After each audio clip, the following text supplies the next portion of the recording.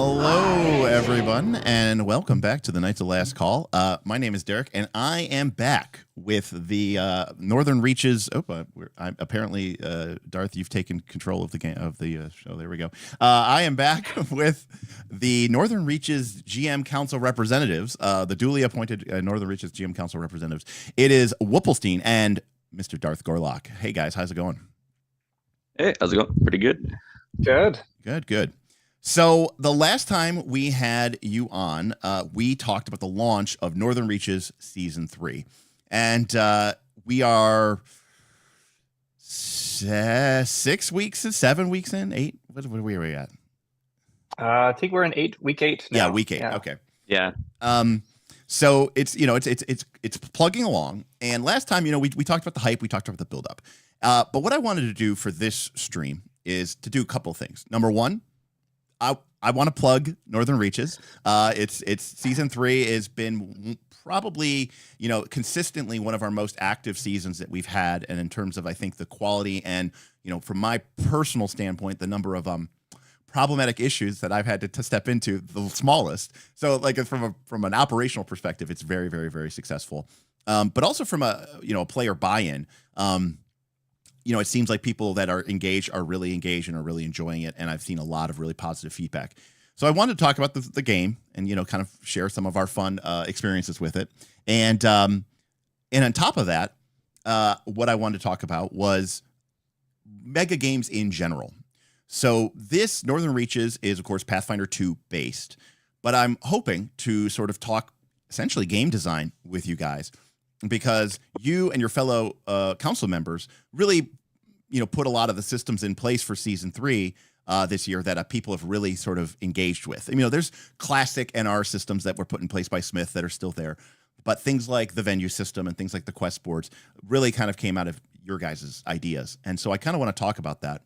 And, people, I don't know, people are knocking down the door to go run their own, 100-player game on the Discord or whatever like that. But I thought we could just talk about, like, what are the problems that we face when we play these games, and how do we try to solve them, and what are some of the new issues that arise when you're talking about running a game and trying to sort of provide scope and consistency for this many players. And especially since what a lot of people may not understand about Northern Reaches is a lot of these games, these Western Marches games, tend to be very run like Pathfinder Society or run like Adventure League, right? Like there's an adventure. Your player character is shared between GMs, but all the adventures are sort of in that GM's world. There's no interconnection. And one of the things that we really have tried to do with Northern Reaches is to create a shared, consistent world where your events in one adventure potentially can impact the lives of people who did not go on that adventure, and impact the community and impact the evolving, emergent narrative of sort of that season and what we're doing there. So before we get too deep into it, Woople, do you have any hot top level thoughts about where we're at with the season and what's going on and what's kind of surprised you? Yeah, I guess I'll say a couple of things. One, certainly we appreciate all the GMs coming in and making sessions week over week over week, and the number of GMs that are making sessions is increasing every week, which is awesome to see as people kind of get up to speed and learn and become familiar with the world and start making more content. I think last couple of weeks we had 30 sessions each week, or plus. So it's pretty incredible to see that many games happening. You look at the Discord and see 3 to 4 games happening at the same time, even at various times, all day long, pretty much, which is great to see. So definitely happy with the amount of games and sessions we're seeing ran. But I would say that definitely feeling really good about the systems that we built out this season, just the way that it's interacted with the world. And we can get into some of the examples here in a bit, but just seeing things happen and play out from one session to the next and how that interacts with in town and the RP that's happening there to the next adventures that people request and spin up has been a lot of fun. Yeah, speaking of fun, we did have a $10 super chat from our friend Karma, who said, "I'm handing out discount laser swords, as long as I can smuggle them through customs and pass the fun police." Yes, sometimes it is the responsibility of the game runners to make sure that we maintain a certain level of decorum and some consistency. So we really appreciate it. Yeah, I don't know. Tell the Starfinder 2 designers to to actually balance the stuff that it's going to be compatible with PFTE. Right, that was their whole thing. Is they were like, oh, it's supposed to be compatible. But it's funny because we're playing a Pathfinder 2 game at Smith's, but we were using the Starfinder 2 beta, and like everyone has Starfinder 2 equipment now because we're like, oh, this is way better. Yeah, they had said originally, whenever they were first designing it, it's going to be compatible, but not like mathematically like equivalent. Yeah. And then later on in the book, the beta book, they basically said we want it to be mathematically equivalent, but they did not make that happen. So there's a lot of things in Starfinder that's just in general better than Pathfinder. Yeah, for sure. Although that being said, I do think some of the systems involved with the battery packs and stuff and like the ranged options are actually really cool and a lot of fun, you know? Yes, I will say this. Starfinder, I think mechanically, when you look at the classes and you look at the items, it's in general more fun. Like each class has a very unique identity and persona, which is better, you know, in a lot of ways than Pathfinder's kind of like all martials start the same and then evolve differently over time. You don't just start doing strikes in Starfinder. You start by having cool abilities at level 1. And then evolve more differences. Well, you know, Starfinder 2 comes out this summer, and you know, in before Northern Expanse season 4, yeah, Northern Reaches in space. You know, we take it to the stars. But yeah, Carmack's pushing hard for that. Yeah, I'm sure Carmack's pushing very hard for that. We got Jedi's here. Jedi says this is Jutlo and Anito's Winterfang's player here. What's up, Page Jedi? Duncan says, love the MMO TTRPG. No. The term is MMO VTTRPG. It's a massively multiplayer online virtual tabletop role-playing game. Yeah, it's been a really, really fun experience. And so, Darth, you've been with us since the beginning. So, like, what do you see happening in season 3 that you maybe hadn't seen in prior seasons, or it sort of is a new thing for you? Yeah, honestly, like one of the things that Woople sort of highlighted, the amount of games being run, because we've always had an issue with GM burnout and GMs like falling off after a while and everything like that. I mean, like season 1 had like that he was too, but I think the fact that we've been going so consistently is it's really nice to see. Especially when I'm kind of doing the weekly roundups and stuff like that for the clocks and events and everything like that. It's nice to see all these different games. And I mean, like we were thinking of getting rid of Northport as like a zone because everyone is just like, oh, fuck this Northport. No one wants to run in a city anymore. And it's like the most popular thing. And there's like murder plots and stuff like that going on. Just completely different thing than I think I expect. I mean, even before the season, I was always like, oh yeah, like after like a month, we're gonna lose half the people. Then after 2 months, we're gonna lose another half, and it's been going steady. So yeah, I think that's the biggest thing I've seen. Yeah. Yeah, and I think it's yeah. Please, Woople. I was gonna say the ongoing steady. It's been increasing. We still have people joining and getting ramped up, and more sessions happening, which is amazing in my opinion. Yeah, so we could talk about that. So that's like one of the biggest elephants in the room, which is that in the original Northern Reaches, you know, we took a very MMO approach to it. Smith designed it. It was Pathfinder 2. You played, you got experience points, you leveled up, and people were different levels. And while in the beginning of the game, a game like Pathfinder 2 had a certain amount of, you know, you could probably play with characters that are a level or 2 higher than you or lower. At a certain point, the math starts to become too far apart. The monsters are too powerful or too weak. And the people who play a lot keep playing a lot more often. So if you're only playing once every 2 weeks, and then you have somebody who's playing twice a week, sure, through the first month of the game, you guys might be within a level or 2. But after a month or 2 of the game, suddenly you're level 6 and they're level 3, and then you're level 10 and they're level 5, and you basically just can't play with one another. And this isn't WoW. We don't have 10,000 players, you know, where you're going to have people to find. And not only that, we rely on GMs to run. And so one of the biggest problem that we've always had is figuring out a way to keep players kind of what we used to literally call it the bubble, right? And like, you know, like when people talk about like the Appalachian Trail, you know, there's this concentration of people moving through the trail. So we used to talk about where's the bubble, and like we wanted to like, you know, fix it so that there was a certain amount of people at a certain level density, and we're just jumping all through these hoops. And the answer was staring us right in the face. And last season, which was like an unofficial season, because we'd kind of dropped the ball and we had to, you know, pull out Southern Beaches, I said, fuck it, whatever. It's a kind of a joke meme season. Everybody levels up automatically. And I thought that was going to kill players' motivation. I thought it was going to remove that sense of accomplishment that you get from an from a MMO or from a TTRPG by removing the experience component. And well, at least removing the I leveled up, I'm higher level than you. And we had seen in prior seasons, people were very proud of, flexing their I'm higher level than you, and I did the work, I did the grind, I'm better than you, I'm stronger than you. And there's a certain mentality to that. So I thought, okay, well, we're getting rid of that. Everyone's going to be the same level. And we threw in these kind of perks, and we could talk about the perks in this season, but the Southern Beaches perks were very much just like, fun and fluffy for the most part, except for the 1+1 level. And I found that everyone seemed to really like it. In fact, the number one complaint from Southern Beaches about the auto leveling was, you remember what the number one complaint was? Too fast. It was too fast. Oh, too fast. Yeah, I was like, what? They're like, yeah, no, we love it, but maybe like every 2 weeks or every 3 weeks instead of once a week. And I was like, shocked. But what I heard was not only that the players really appreciate it because they could step away for a few weeks and come back and not feel like they had, they were out of the system. They couldn't play anymore because they had just fallen behind. But also from GMs who said it was really nice to know, hey, every player is going to be level 8 this week. And I can make an adventure, and it doesn't matter who's looking for a game. I know that they will be able to play in my game because they'll be level 8. But I also know that in a couple of weeks from now, they'll be level 10 or 11 or 12. And I can design an adventure for level 12, knowing that in a month from now, everyone's going to be level 12. So it was really, really nice and convenient for GMs, and it was really, really nice and convenient for players.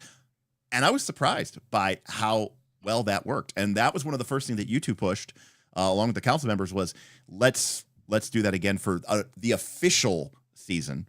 And it seems to be working. Yeah, I definitely even having I basically had to step away for a bit from GMing for a bit because of life issue, and then I basically made my first 2 zones on my mega dungeon level 5 to 8 range, but that gives me basically 3, 6, 9, 12 weeks to play with there. So I was basically away for 2, 3 weeks or something like that there. Yep. And it's actually, I literally just stepped back in. I already had all my stuff prepped versus if it was Southern Beaches, it was 2 months, 4 levels off. So right, exactly.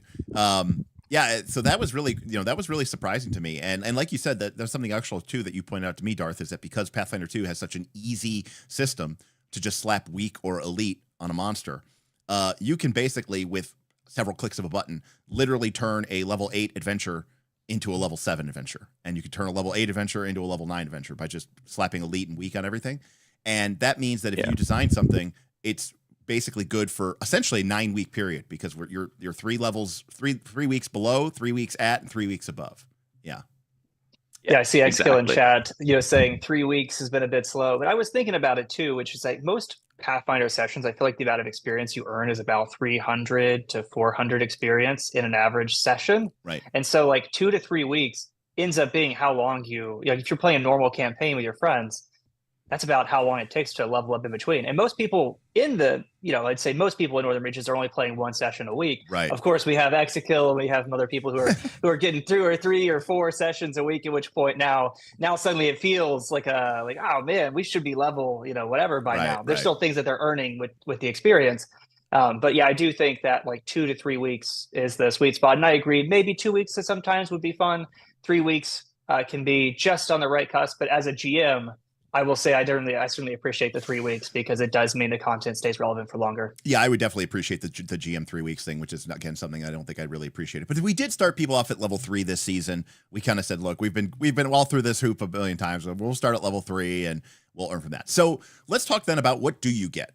So, because one of the things that I really struggle with when I think about these sort of massively multiplayer player designs, because for those of you who don't know, obviously, we have Northern Reaches, and we have run this several seasons. We've run some bonus seasons. We've run Northman challenges, Southern Beaches. This is our 3rd official season. So we've been running this for many years, and we've learned some things. And one of the things that we've always talked about is, would we run another Northern Reaches? Would we run a different game, a mega community game?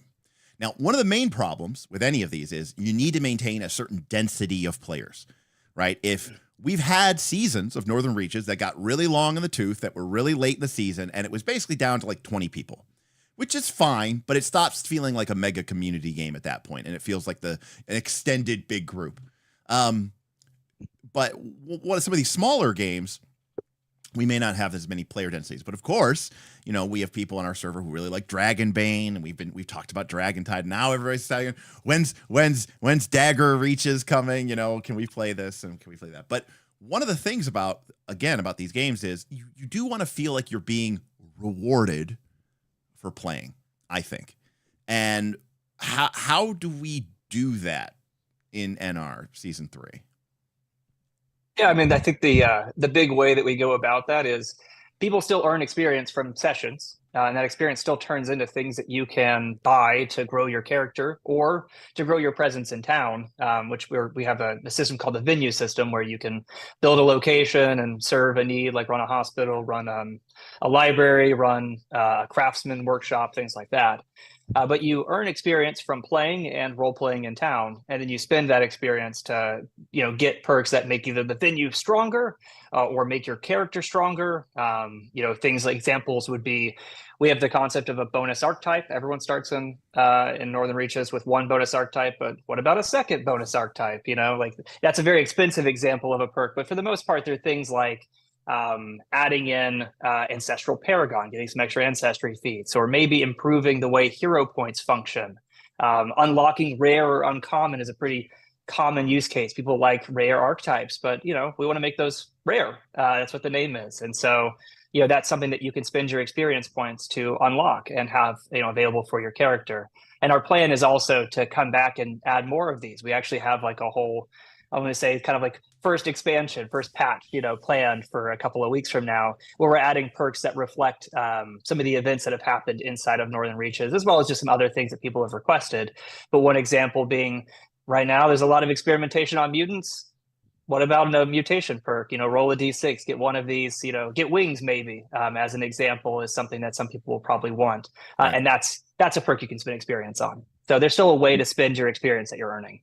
Yeah, and also another thing to sort of note is you also get like the narrative, you get the narrative rewards and then also rewards for your character. But like a big thing of the Northern Reaches has always been the narrative side of things. Some people, I wouldn't say they hate PF2E, but they're not the highest on PF2E, and they still come back to Northern Reaches because they love the shared community there. Right. I mean, like things like Orcasun's minion is now like this basically god in my sight because he couldn't die, and now that's like something that he got from playing there, and no one else is gonna get that. Right. So even if you come in like level 12 or something like that, you're functionally gonna be like 95% of a Pathfinder 2e character, but you won't have all that narrative build up and everything there. And we can talk a little bit about Talk of the Town and like the legacy of the hero's legacy, or something like that a little bit later too. Yeah, we can get into all that because I think you're hitting an important point here, which is when you play. Well, sometimes when you play in your own home game with your GM and they're playing like an adventure path kind of on rails, it doesn't really feel like you can really change the outcome, and it doesn't really feel like you can actually meaningfully change the world. Because you're playing the adventure and that's the way you're going to go. But certainly when you play an MMO, we've all been there before, right? I mean, they've made countless memes about this, right? You show up and they're like, you rescue the princess and the prince, and the cage opens and the NPC walks out, and then he's like, thank you, I was a prisoner of those orcs for so long, and then he fades away, and then he just reappears back in the cage for the next person, to come along, and and they've tried a lot with modern MMOs to do instancing and try to make it so that they can illusionate that you're having this unique experience. The thing about Northern Reaches is what we are really trying to do here is to create a literal campaign world that is persistent across the entire experience. And so quite frankly, you might have the one thing, or you might be the only person to do this, or no one expected this to happen, but Flamegut became a god. These are these really truly unique moments that I think are kind of the strength of TTRPG at any level, but the fact that you could do it in a community basis, I think becomes really cool. Do you ever think that leads to any sort of problems with like jealousy? We definitely like, especially season 2. I know there's a huge like because there was like one zone where you could like there's a random table where you could just gain a level, where it was like a big thing. And I know like low class was like what, like level 10 in week 2 or something like that. And some people were definitely pretty jealous, like holy shit, what the fuck. But I think it's also like it's a good type of jealousy, or maybe they don't feel that way, but for the overall health of the design of the system, it's a good type of jealousy to have, that because that means there's something that they actually want Right. to have, right? Yeah. So Because we don't want to whitewash it, right, Woople? Like, we don't want it to literally be like everyone gets the same exact experience. There's no variation. You get, everybody gets, the floor is here and the ceiling is here. Where it's like everybody gets exactly the same thing. I mean, I think that's true. Like, the nice thing this time around is you mentioned levels. Like, we're all on the same page. We're all roughly around the relative power level. But yeah, maybe that guy went to that raid, killed the big boss, and got left with a 6 sword that's the one of a kind, unique sword approved, for that instance. And that's awesome. It's going to be powerful. It's going to be more powerful than the average thing. And it's going to be a memory, that's kind of in the community. I mean, there's, we mentioned again, like talk of the town, but there's the concept of titles. Only one person, like these are all going to be very unique rewards. And when you see someone who has that benefit, that's nice. That's something that they have that's truly carved out for themselves. And yeah, maybe it makes, if you can't engage with the system as much, it makes you a little jealous. But at the same time, it's not like that person has the huge advantage in the combat. It's not like he's mathematically, that much ahead of the next person. But they do have something unique and fun, and everyone can chase, whatever that is unique and fun to them. I think is the important part. So let's again. I'm digging into the not the sore spots, but you gotta work the muscle to release the tension. What about because Pathfinder 2, for it's a strength and it's a weakness, right? I've always said it's very strong, but strong things are usually brittle, right? Like it can withhold, and it doesn't really bend. It kind of just snaps, right? It kind of breaks. So and I'm speaking from experience here as a GM. We all want to hand out cool, fun, broken shit, right? Players want to get cool, fun, broken shit. And it's like, hey, here's your perfectly mathematically balanced item. And I understand specifically with this game, and especially when you're talking about not just playing with 4 people that you've known for the past 10 years, but with 75 people or 80 people, many of whom don't really know each other at all. You have to be very careful about that. But I think there's a sort of, in my mind, there's a lot of fantasy, both from the GM and the player side, of wanting to be like, here's this really cool, dare I say, powerful broken thing. And the legacy, for good or for bad, the legacy of Northern Reaches is one of broken abilities and level 80 characters and Tarask bone flails and whatever that divine speed buff was. And you know what I mean? Like these crazy things that have come to sort of dominate the legacy of the game. And season 3, because we have like a functioning actual group of people who care about the game, have really tried hard to keep that in wrap. But before we go with that, Orchison had a tip. Hold on a sec. Orchison tipped $10. Imperfectly happy with my +5F to hatchet throwing distance. Thank you. Nobody needs a free druid archetype. Orchison, $10 said, I'm perfectly happy with my hatchet that has 5 extra feet of throwing distance. Nobody needs a druid free archetype. So yeah, I mean, Bob's in chat says I can't be blamed for any of those items. And Pulse says super mega haste go burr. Yeah, I'm pretty sure Bob approved that. Bob did approve that. Bob's raid is where we got the extra reaction. Yeah, exactly. Crazy buff. Oh, yeah. And to be completely transparent, that extra reaction was my idea. So because that was from the spawn of Triune, right? Yes. It was a reaction based. It was like a raid. Yeah. Anyways, but like on your point, I think a lot of people always say, I know that we're kind of doing like a mega game design thing, but a lot of people say that about PF2E, that it's like, it's so mathematically balanced, you can't really do anything outside of that. I kind of think it's the opposite. It has very clear rails where you can really tell where you're not supposed to push there, but you can also tell where if you do push there, it will make a huge difference there. And like for example, Yeah, please. bring 5e. Like if we had 5e in here, right? You could give some cool item, and then someone just comes in with their it's warlock, paladin, Yeah, Sorkadin or whatever. Yeah. Yeah, and then just like instantly deletes the thing anyways, just off their build, right? Where so that cool item, that super overpowered item, isn't actually even overpowered compared, because there's just such a big gap in what you can be. Whereas PF2E, it's like everyone's constrained here, so it's very easy to try to put something over here, and then you can really feel the difference between like every +1 matters, right? Right. Everyone +1 does matter. Yeah. I mean, I think when we talk about like some of these unique powers, yes, we're out here being, to some degree, like, let's say fun police of saying, hey, we got to make sure that, there's no plus extra reaction being given out from just a random adventure. But people can unlock those and can do that. The way that we meter progress, let's say from a GM, as far as like the amount of rewards that they can give versus the amount of playtime that they've run. So it's not just like, hey, my one and only adventure I just give out, I just pop in, drop a Tarask bone fail, and then leave, is that there's also GM experience. We call it GMP or GM points. And so as you get that, you can spend it to do the big raid that gives all the items, or, to give out one, unique power, or to give out to put a fountain in your site that people can drink from and maybe get cursed with a -1 to their key stat, or maybe get, a blessing and get a +1 to their key stat.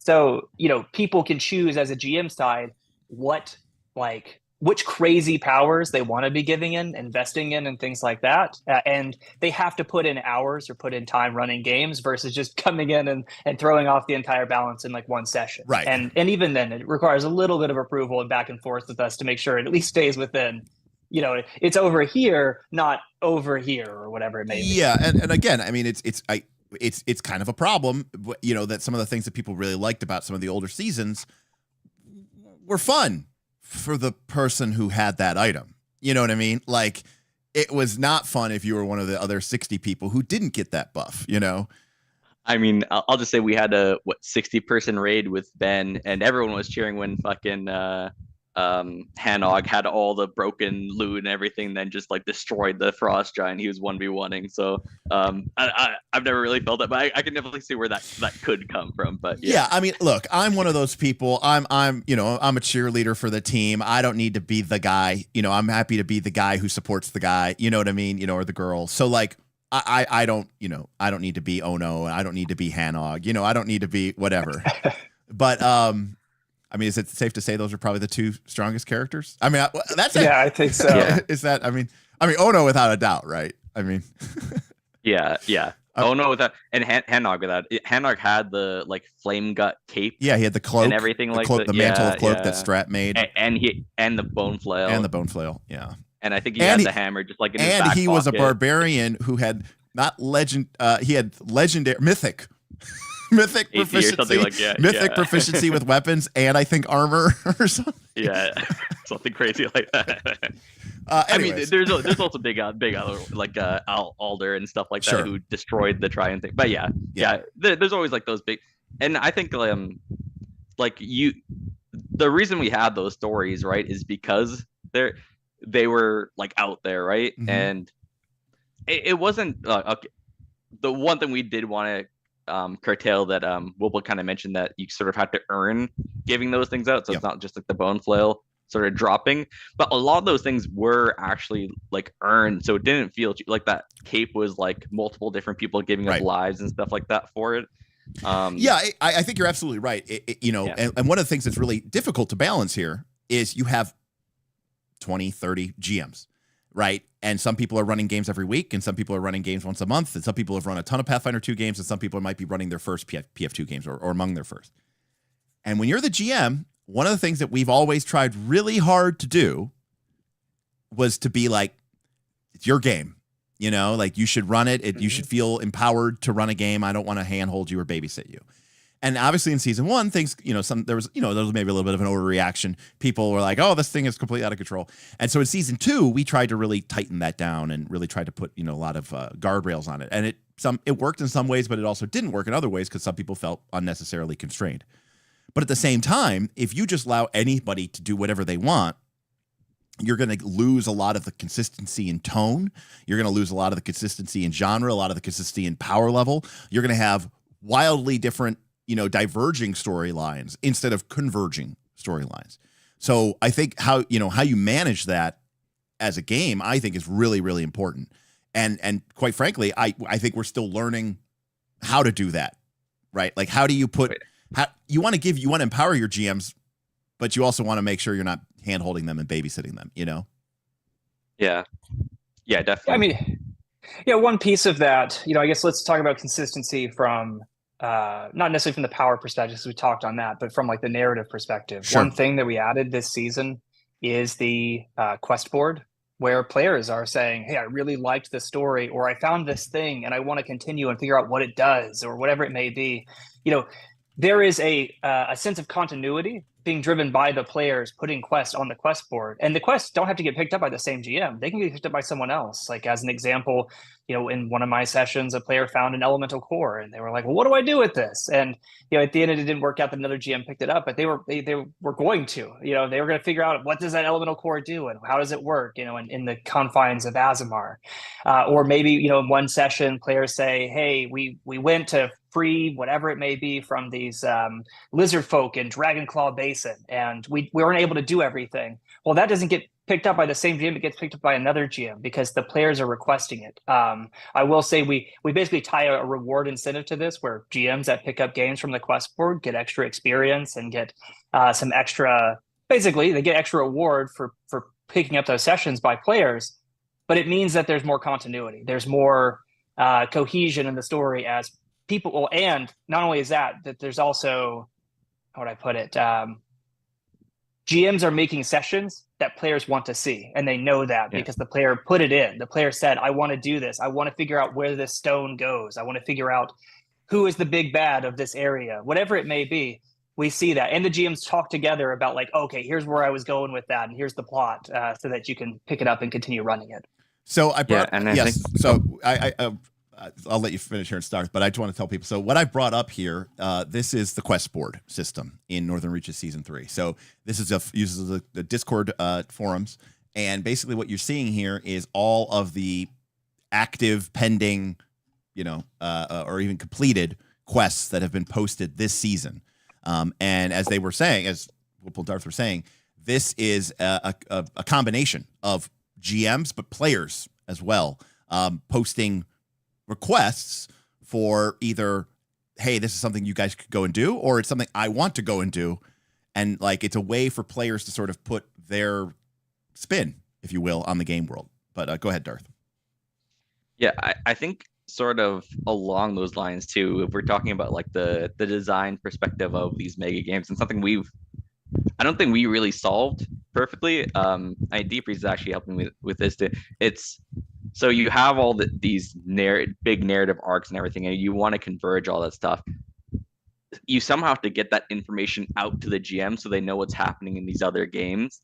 And I think we've always had an issue. Like, we had the AARs in Season 1 that we did, which were part of it, but then sometimes people wouldn't do it, and then we tried to have like these. You want to describe what an AAR is?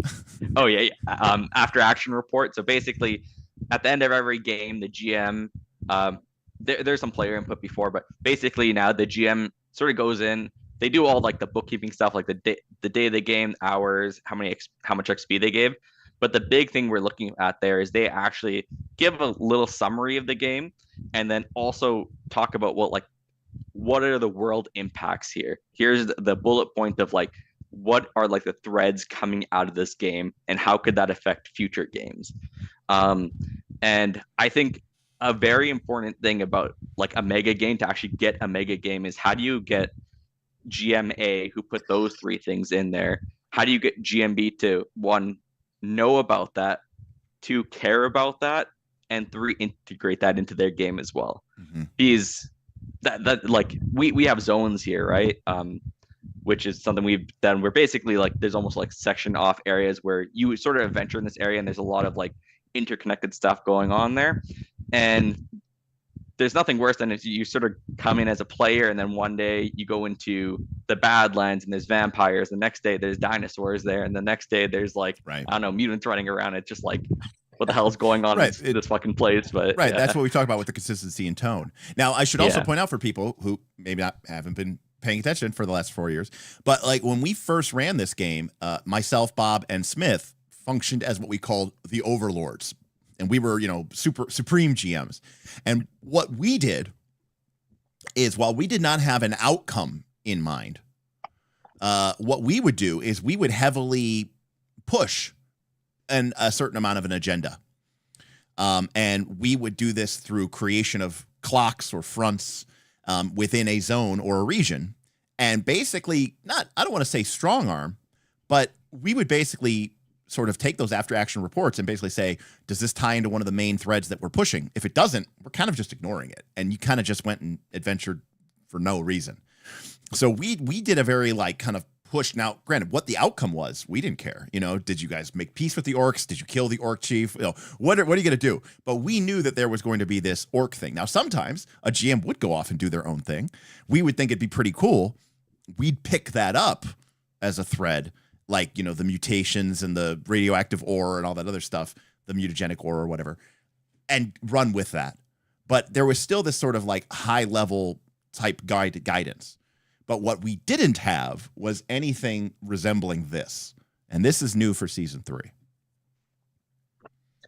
Yeah, I mean, I think there's, just so everyone knows, we still do clocks and things like that. Right? Sure. So there's still, we look at, the after action reports and put all that information together and say, okay, well, this is the theme, right? One example of that recently was, there was a period of time towards the beginning where there were just tons of diseases flying for whatever reason, just suddenly. And it was kind of an interesting note that in 1 or 2 weeks, so many people had been diseased. So, the thought was, okay, well, perhaps there's some source of pestilence, or perhaps sanitation is poor in Northport, leading to some of these problems. So a clock was spun up related to that, basically making it, to your point of putting like a weighted finger on the dial here.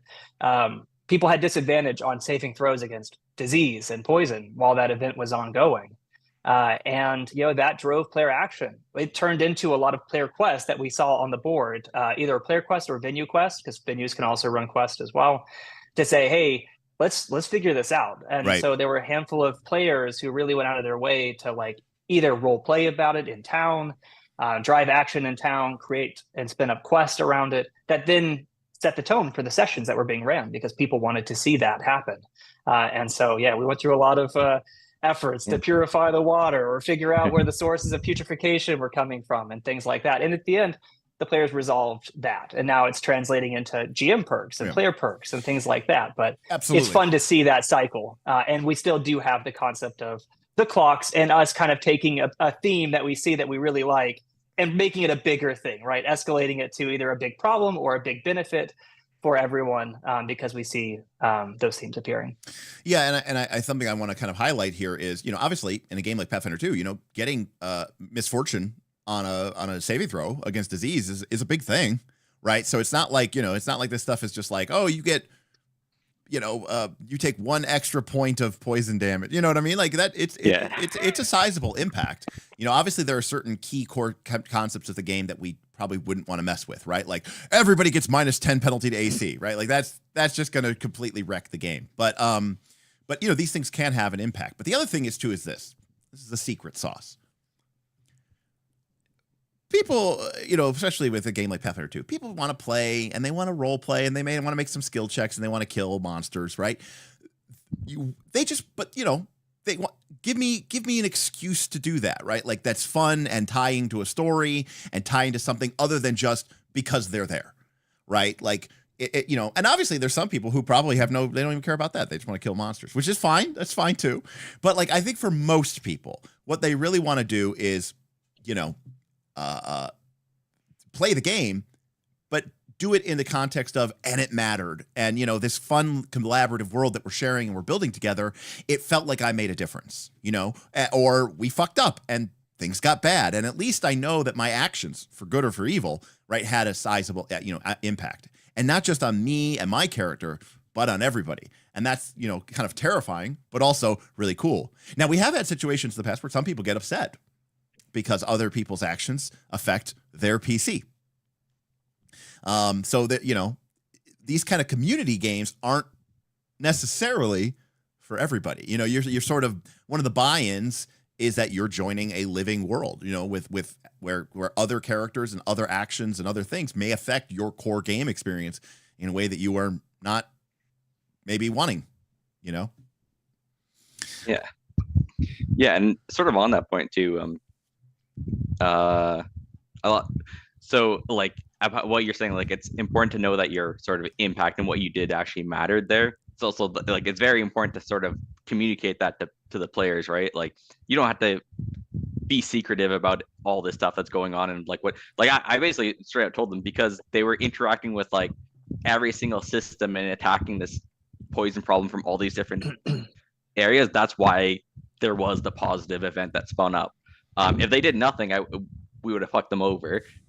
If they only did like a little bit of that, I would have just said, okay, the event's gone. It's all good. Yeah. But because they did all of that together, I said, okay, because you did all this together, here is like, well, here are your options, and then how this is the positive impact you had because of that. So for people at home here, let's see here. We have one of the current ones here at the top is a Larendor is requesting that we stop the venom blades. And if we take a look at this here, so why don't you guys explain, you know, maybe for people what it is that they are looking at here. Yeah, so I was actually in I think the session that spawned this. I was a player in that session too. Okay. But I think the general idea here is that, you know, you see, I guess, one of two things. So on the quest board, it can either be a player quest or it can be a venue quest. A player quest is one of like, I as the player want to interact with this in some capacity, or my character wants to interact with this in some capacity, whether it's, you know, something that they've already seen as a plot, and it's an extension of an existing plot, or something that they found that they want to understand, like, what does this strange artifact do?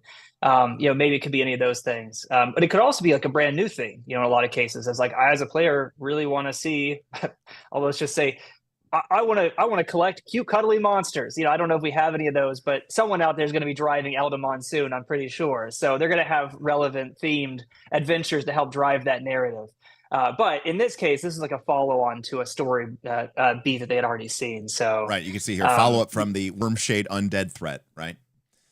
Exactly. And so, go ahead. No, and I was just gonna say, this is a cool way to, as a player, say like, this interests me and I'd like to see more of it. And you know, rather than just sort of being like, but I said so it's true. Like, you know, you have to go and play the game. You know, you have to make things happen. You have to like be proactive. You have to get out there and do stuff. Now setting these up and completing them, right? That awards experience, awards bonuses, right? That awards different elements of the game, of our reward system as well, right? Yeah, so for the GMs, we give an award to right. For running these, because it takes more effort, right? It's not just, hey, I already have this stuff already built and I'm going to run my dungeon and my world. Okay, I'm responding to players' needs, which means it's going to take more time. So we do give GMs extra experience. They get player XP and GMP, so the GM points and the player experience for running these games, but they get more whenever they run something that is narratively tied to what the players want to see. The players, if you do a player quest, you don't get anything. Right. The benefit is I get the session. I get the session I want to play in. But that is the concept of the venue quest, is like making something tied to the world, where it's like, I run a venue to, I don't know, let's say I run the herbalism garden venue. This is myself, I guess. And I want, you know, this plant from, you know, deep within the Dragonclaw Basin. This is what I ended up doing, was saying I wanted that. And people ran a session for it. You don't participate in those if you're a venue owner. Like, you're not in that session. You're basically like the quest giver in that context. And so if you write a compelling prompt that a GM picks up and that players want to see, because they see it, they say, hey, I want to play this session. That sounds cool.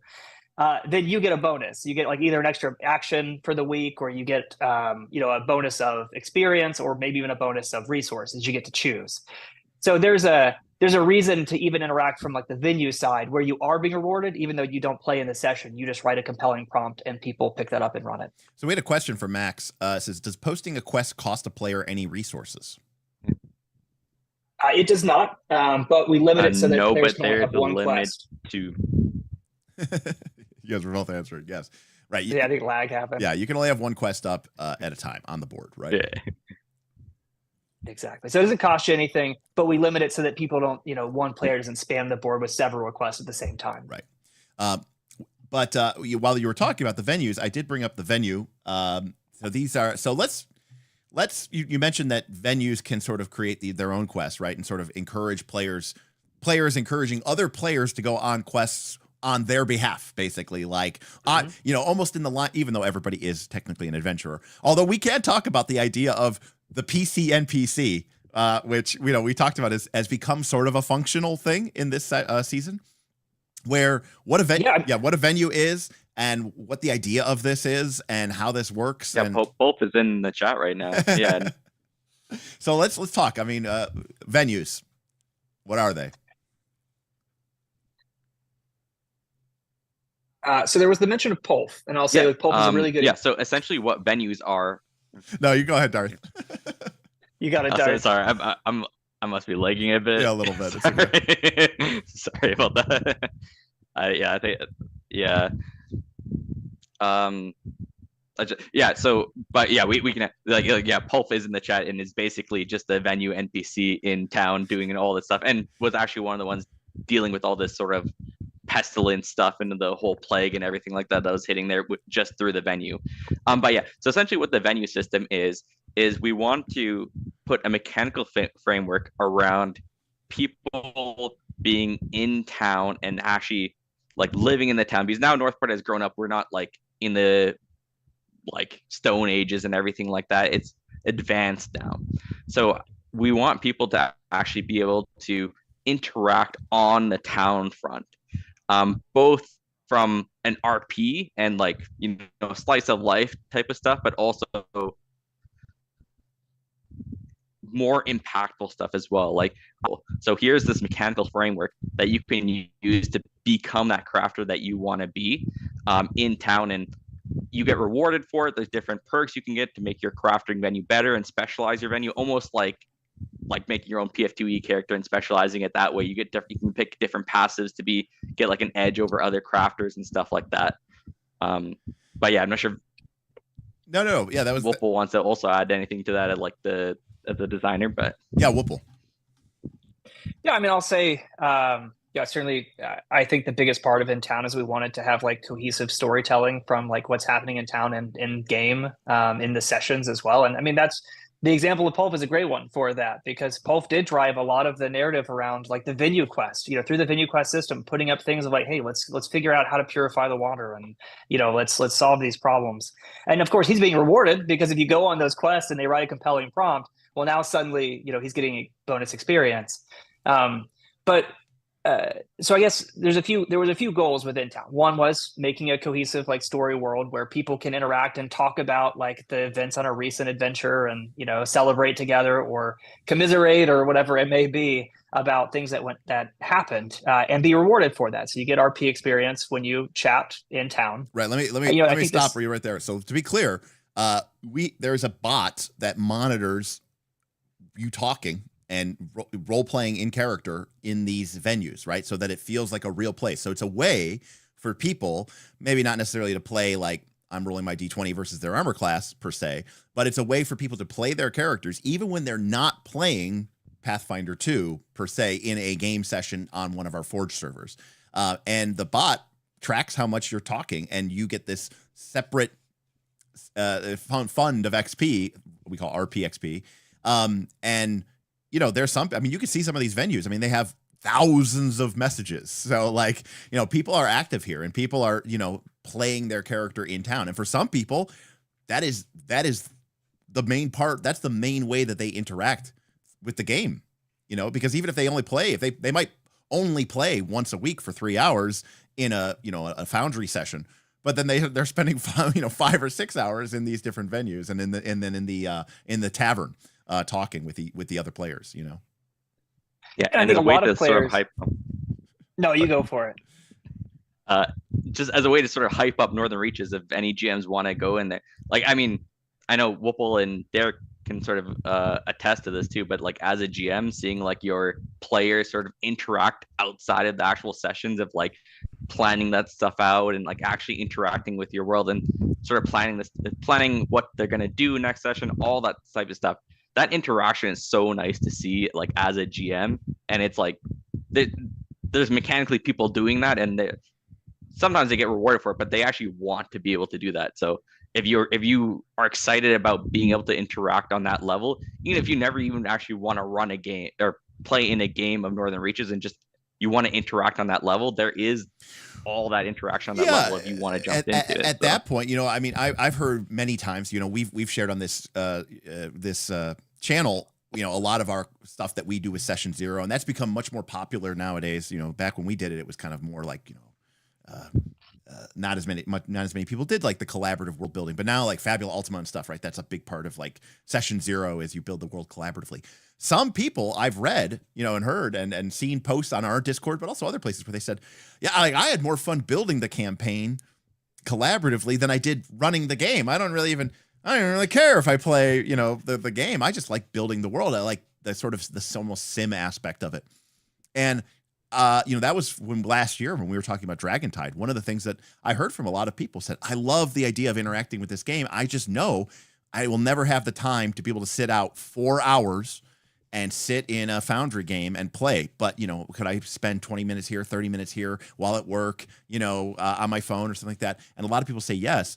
And it's great that we reward them, with these things in character. But like you said, I think for a lot of people, they just enjoy that community building. And what Darth, I think, hinted at is the real secret to making all this work, which is, by the way, this is true for your home campaign too. This is what we talk about when we talk about proactive player agency and the players driving the narrative and the agenda. Yes, as the GM, you do have to get the ball rolling, but ideally and hopefully you have players who have things that they want to do and build and see and accomplish and destroy or whatever in your game world, and then they push the agenda. So one of the reasons that I think season 3 is succeeding so well is because of the systems that the council has put in place that have sort of taken remember I talked about how the onus used to be on the overlords. It used to be on us, me and Smith and Bob, to sort of keep the ball rolling. Well, now they've sort of said, hey, ball's in your court, and you come up with the ideas and you push the quests and you get the players going, and yet we're reacting to you, not pushing you to act. And that's why you get this really cool, symbiotic relationship. You mentioned that we talked about the venue system, and I saw in chat, it was by Jedi Protector, but the Northport Weekly. One of our players is putting together a weekly, like basically newspaper of like events and the stories from sessions, some of the best stories that have been happening. And that's we talk about player interaction and wanting to see that. Seeing your game or your story or, whatever plot that you are working on, like show up in a newspaper, by players is probably the best example of that. And that's his venue as well. So you can go there to influence events. And that's maybe part of why they're doing it, is like, hey, this is a way for, them to drive traffic so they get the benefit of people coming in and participating in their venue mechanically. But it's a lot of fun to see from a world perspective. We were just blown away by the idea that someone, cared enough to, build out this newspaper on a regular basis, highlight cool events. And it's been a lot of fun to see. And again, it's their venue also. So their venue is benefiting mechanically from this traffic also. And I cannot stress enough how cool this is, because, it's just an idea of meeting people where they're at. And for some people, a big community game like this means I get to play Pathfinder 2 and Foundry as many fucking times a week as I want, right? Like for some people, that's what it means. And they're like, I can't wait to see my token roll so many D20s, and I can't wait to do so many, bits of damage against somebody's, armor class. And that's what Pathfinder 2 is for some people. But for other people, Pathfinder 2 is, I'm the newspaper man in town. That's what Northern Reaches is for them. And, we don't get to tell you what the game means to you. This is a way for people to make the game their own. And I think whenever you feel like you have a ownership over something in a campaign as a player, that is very, very empowering. And that's so cool to see. Yeah. I mean, I think this is a fantastic system, and quite frankly, you know, this model is something that you should sort of, you know, if you're ever planning on doing any of this, you know, sort of thing. I mean, think about how often GMs learn. They're like, yeah, my campaign was kind of, but then I gave the players an old tavern, you know, or I gave the players an old rundown fortress, and suddenly they became so much more invested in the campaign because they wanted to, you know, build it up, and then they were like, oh, our ale supply is threatened from the dwarven holds because you know, the goblin civil war, and we've got to go put an end to this goblin civil war because you know, our dwarven ale supplier is under duress, and we're known for our supply of dwarven ale, right? You know, it's crazy. We did see someone in chat said, would a custom TTRPG solve problems due to you know, power scaling and loot and all that other stuff? Like imagining creating your own system top down of specifically designed for running this type of game, having mechanics that work on a seasonal basis and combat and rewards. So maybe we could talk a little bit about that as we kind of highlighted venues. We talked about quest boards. Like, where does this not work? You know, like, what are the pain points? Like, what could, if we could wave maybe we don't have a solution, but if we had a magic wand or a gene that we could just wish, what are the things that we would solve? You know, I think one of the first things that comes to mind is, all right, you got it, Darth. Good. No, you go ahead. Okay, I'm going to go, and we're going to go at the same time. All right, we didn't. All right, perfect. So one of the things I think that would be a gap, right, in a system like this is today we're all leveling at the same time, you know? And so if I compare it to like an actual MMO and that concept of having, you know, so many players at different levels, I think no matter what, you're going to end up in a position where people have to like scale at the same time, or you need a huge player base. And I think probably our biggest issue that we always run into any season over season is just the idea that you're running out of players, or right. You're, you know, that there's, you know, a player drop during the winter, or, you know, during the summer, maybe whatever it could be. I think keeping players consistently engaged and, you know, and not losing progress is where you're going to struggle with any system that you build. Like at the end of this season, like we're going to have some, you know, pretty cool finale, I'm sure, and players are going to, you know, have some time to like, you know, really grow and shine with their characters, and then it'll be over, and then you start over. And is that like, you know, if we talk about like a perfect system, I think a perfect system wouldn't have that. A perfect system wouldn't have this like start and end. It would be perpetual, and it would have people of all levels and things like that. But I just don't think that's a pain point that we're in a position to solve, you know, today. Yeah, and to be clear, the reason that we originally had the seasons was because we had this XP based system, and we understood that by the end of the season, right? You know, we start in the spring, we end in the late fall or winter. We'd have people who are level 20 and have run out of things to do, and we have people who are level 10 and go, I basically lost the game, you know, like I'm not max level, I don't get to play anymore, basically. And we're like, look, you know, maybe you got screwed over, maybe you got, you know, the curse of the 7 sages dropped upon you, and now your characters, all of their stats were reduced to 3 or something. But the good news is next season you get a fresh clean slate. And the original goal, I think, was to sort of keep it really, really fresh. But we found that people were like, no, I want the stuff that we did last season to really matter in the next season. You know, I'm proud of our accomplishments and I want to see them keep going. And we're just sort of like, well, yeah, but also it's tough because the game goes to 20th level, and, you know, there's these very wildly different power levels between those characters. And, you know, I hate to say it, but like by the end of the season, you know, there's a lot of dings on the fender, you know, like sometimes it's nice to just scrap it and start over again. But one of the reasons that's one of the reasons we did seasons is to sort of, number one, to give players a chance to get a fresh start, but also to give us, the GMs, to be like, we fucked up, you know, like this was problem, you know? Yeah. You know, to be fair, Karama, Southern Beaches was literally created by me as a troll. So like I was shocked that people were like, oh, I'm so into this volleyball game. And I was like, what? This is supposed to be a joke, but it just shows you, you know, like, you know, people people want ownership of their thing. You know, they sort of take pride of it. And the most serious point of that was, you know, the faction war in season 2, where you know when you had the Jagged Pine and the lumberjacks, and I don't want to say people came to blows, but you know, I mean, there was a real lawyer wrote a dissertation in defense. I mean, you know what I mean? It was pretty intense, you know, from that perspective. And some people loved that, and some people hated that, right? So, yeah.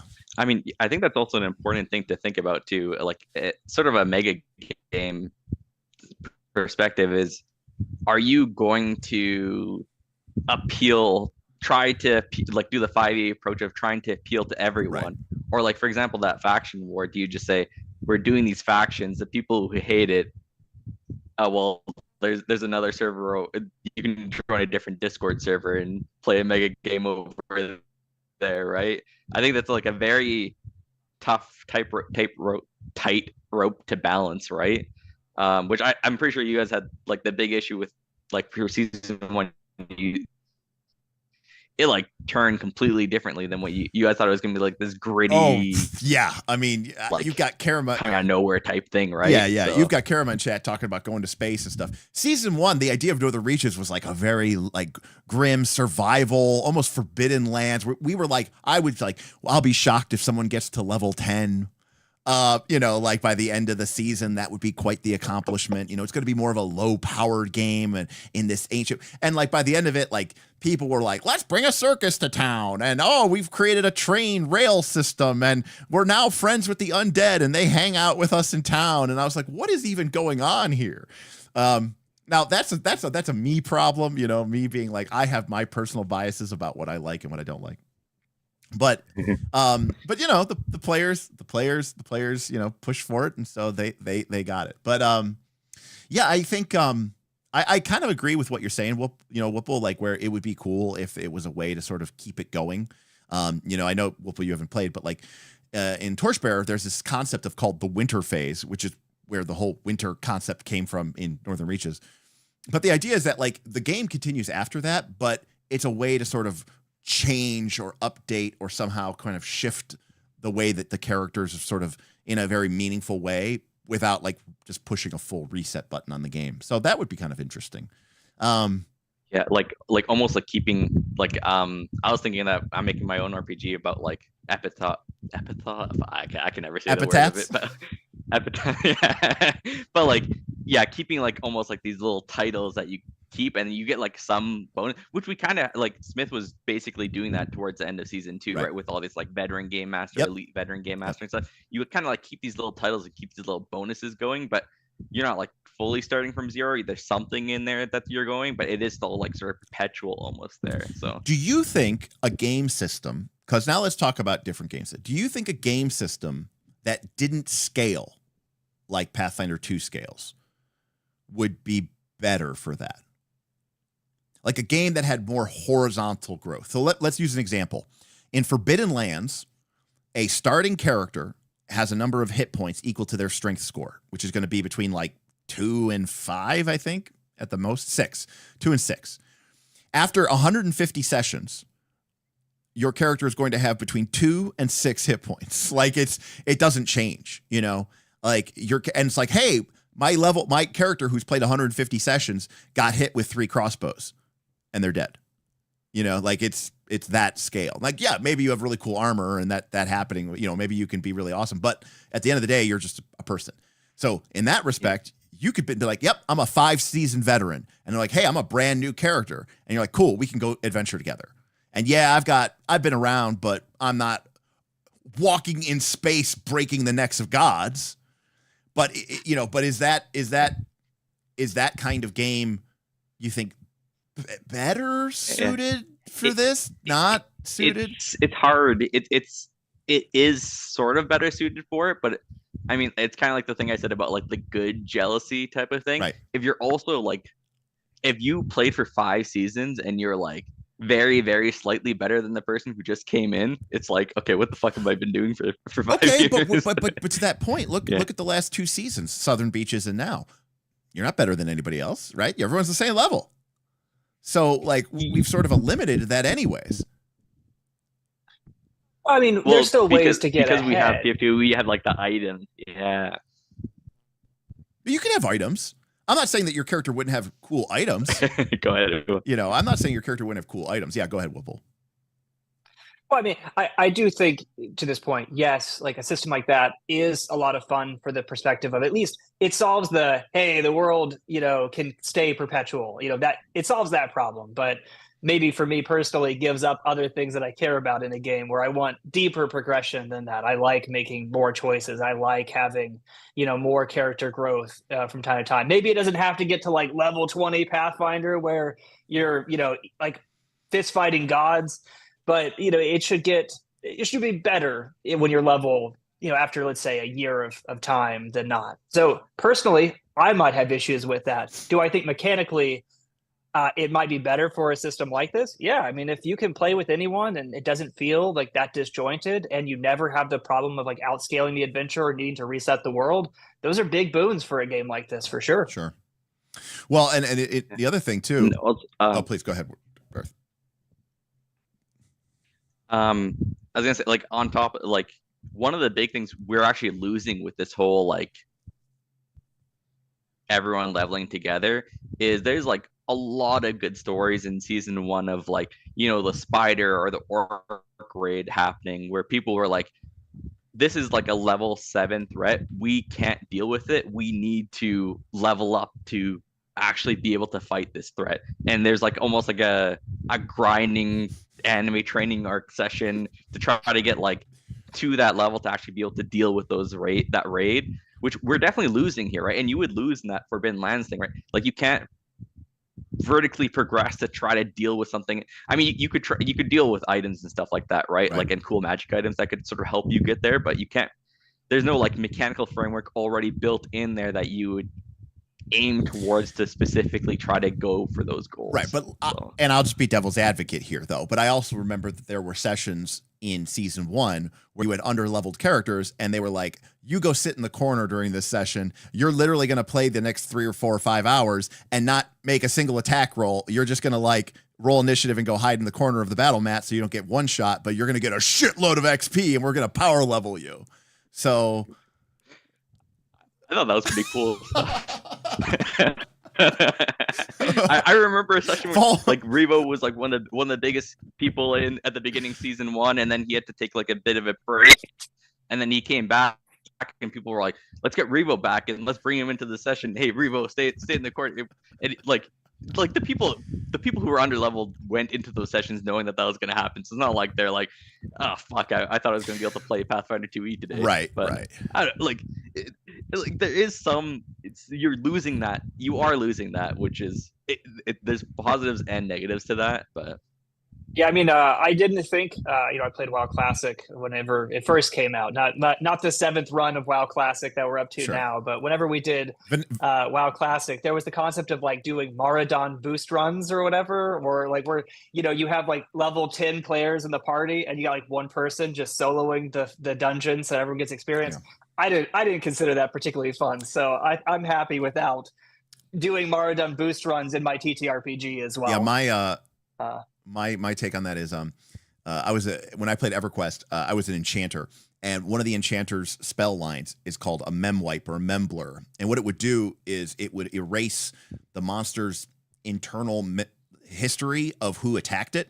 And the reason it did this is so that you could eliminate like if a wizard hit it with a big DPS, that would cause it to taunt and aggro onto the wizard. So by hitting it with a memblur, you would erase that from its personal history log, so it forgot that the wizard hit it. But the net effect of this is if you cast enough memblurs on a monster, it would completely forget who hit it at all. And so you could take a really high level monster, almost kill it, memblur it a bunch. It now has nothing in its hit log, and then your low level buddy goes over and does one hit on it, and it dies, and they get all the experience because the game doesn't think that they have any thing. Now, Darth is smiling, and so like I'm not saying that that's the type of thing that somebody would do in Northern Reaches, but I'm also saying that that's not something that somebody would do in Northern Reaches. But like the problem is you have some people who are really invested in the game, and that's great. and you want those people to feel like they, can play. And there are people who go, I want to grind, like this is fun for me. And then you have people who go, I'm a casual player. And how do we make it in a world that those people can kind of coexist? I think for me personally, as I still, I guess, the overlord of this game, that is still the biggest challenge. And I think you guys have done a good job with season 3 at addressing many of those issues. The auto leveling is a big solution to that. It's a heavy-handed one, but it is a solution. But I ultimately think that like the goal is, can we have a game where somebody could play 3 times a week and have a game where the same game could support somebody who plays once a month, and they both get to enjoy the game at their comfort level. Yeah, I will say the benefit of like the design that we've kind of landed on with this too means that new players can join pretty much at any time, or your character can die, which some people have already had some deaths. I mean, it happens in any TTRPG. The reaches are still a dangerous place, and so there's still a decent chance of death on some of these adventures. But people who are having their characters die and come back, or I'm sorry, make new characters, let's say, or if people want to join later on, which again we've had plenty of people join late, or maybe they signed up but didn't play for the first few months because of personal life issues. It's very easy for people to jump in today, which is a lot of fun.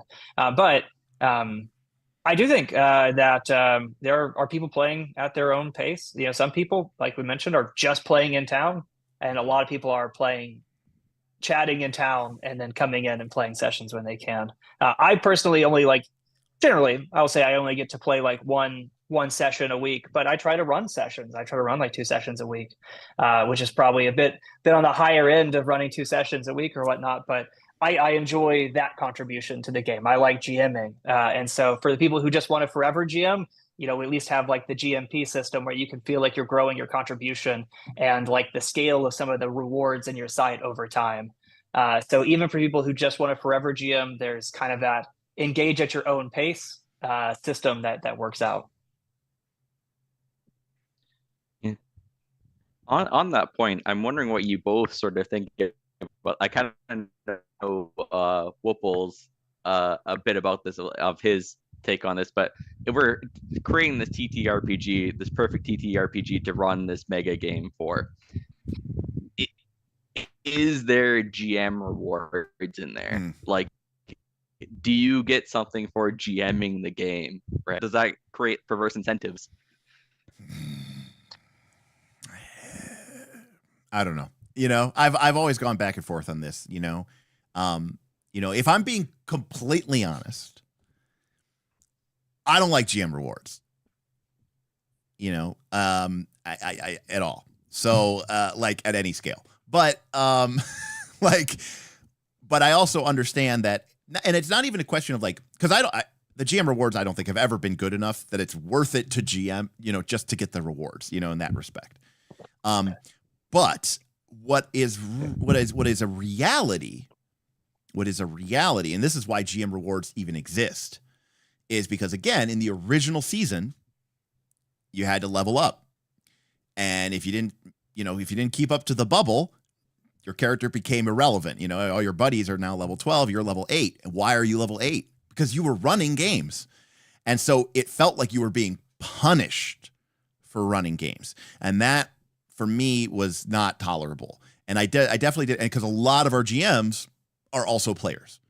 The last thing I wanted to do was somebody to be like, well, do I play in this session and maintain my character's level so that I can maintain relevancy in this very mathematically tight game, or do I run a session and then fall behind because this is the only time I can play this week and I have to choose between running a game or playing in a game? So if you have to make that decision, it's a no-brainer, I think. But so we did the GM rewards because we didn't want people to fall behind. That was the only reason. Yeah, I mean, I think there's 2 parts to this, in my opinion, right? I do think, yes, we want people to not feel like they're losing by running, games, right? I think that is why I'm supportive of player power being granted, so getting the actual player experience when you play as a GM. But I do like I think having some progression as a GM, which was introduced in season 2, but overly constrained in season 2, like it was very constrained and maybe it was problematic in that capacity. But I think having a sense of progression, a sense of progress, getting power as a GM and your contribution to the game world based on the amount that you run sessions is something nice in this type of world. So I think having either a GM-centric currency, which increases the rewards that you give other people, or having narrative currency, or having some other like impact currency on the world around you is probably healthy. And I would include in any system I build, even if I don't give out player power, if I didn't think that player power made sense, but giving out GM power of some sort, whether it's rewards or narrative currency, things like that, I think is a good idea. Yeah, it basically treating the GM as they are a player in these sessions, right?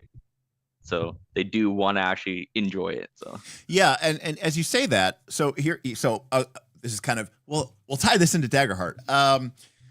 So one of the things that people have really surprised me with, because I guess what I'll say is this: I actually do agree with you, Woople, about the whole element of as a GM earning some sort of currency that I can use to, both limit but also allow me to have a certain impact on the game from a perspective of I'm being rewarded by being a GM.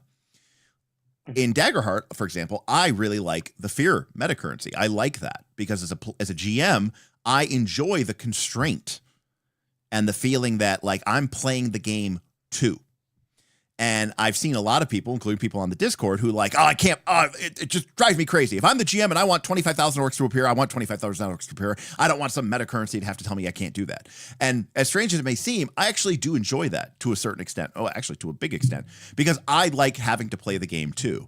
So turning the GMing side into its own game is kind of interesting. And while I do think it was a little heavy-handed, I actually thought the season 2 system of GMing, of having to unlock certain components to add to your game. Oh, you have to unlock raids, you have to unlock artifacts or whatever. I always thought that was really cool, but a lot of people did not. Because they had that mentality of GMing of, well, I'm a GM, I'm a god. I want to be able to just do whatever I want, whenever I want, however I want, anytime, and that's the only way I know how to GM. Yeah, I think what we try to do. Oh, go ahead, Darth. Yeah. I was gonna say, like, so because then once you start treating the GM as a player, right, like in this perfect system, then you also have to start worrying about like new GMs coming in, and if they're not like overly punished compared to established veteran GMs, right? Like for example, if you have a GM like we don't have this, right? But if you had a GM perk that says you can start new clocks or something, right? Like you can only have so many clocks, and if the new GM comes in, they can't like interact with making new clocks, and like they can't have their sessions have those impacts because it's sort of tunnel vision in that way, right?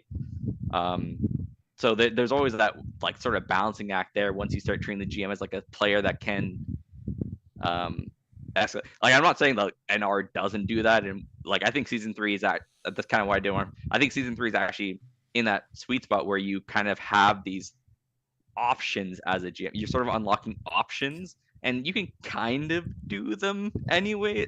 For some of them, you could kind of do that anyways as like a GM, but like, it's more about like doing other side cool stuff.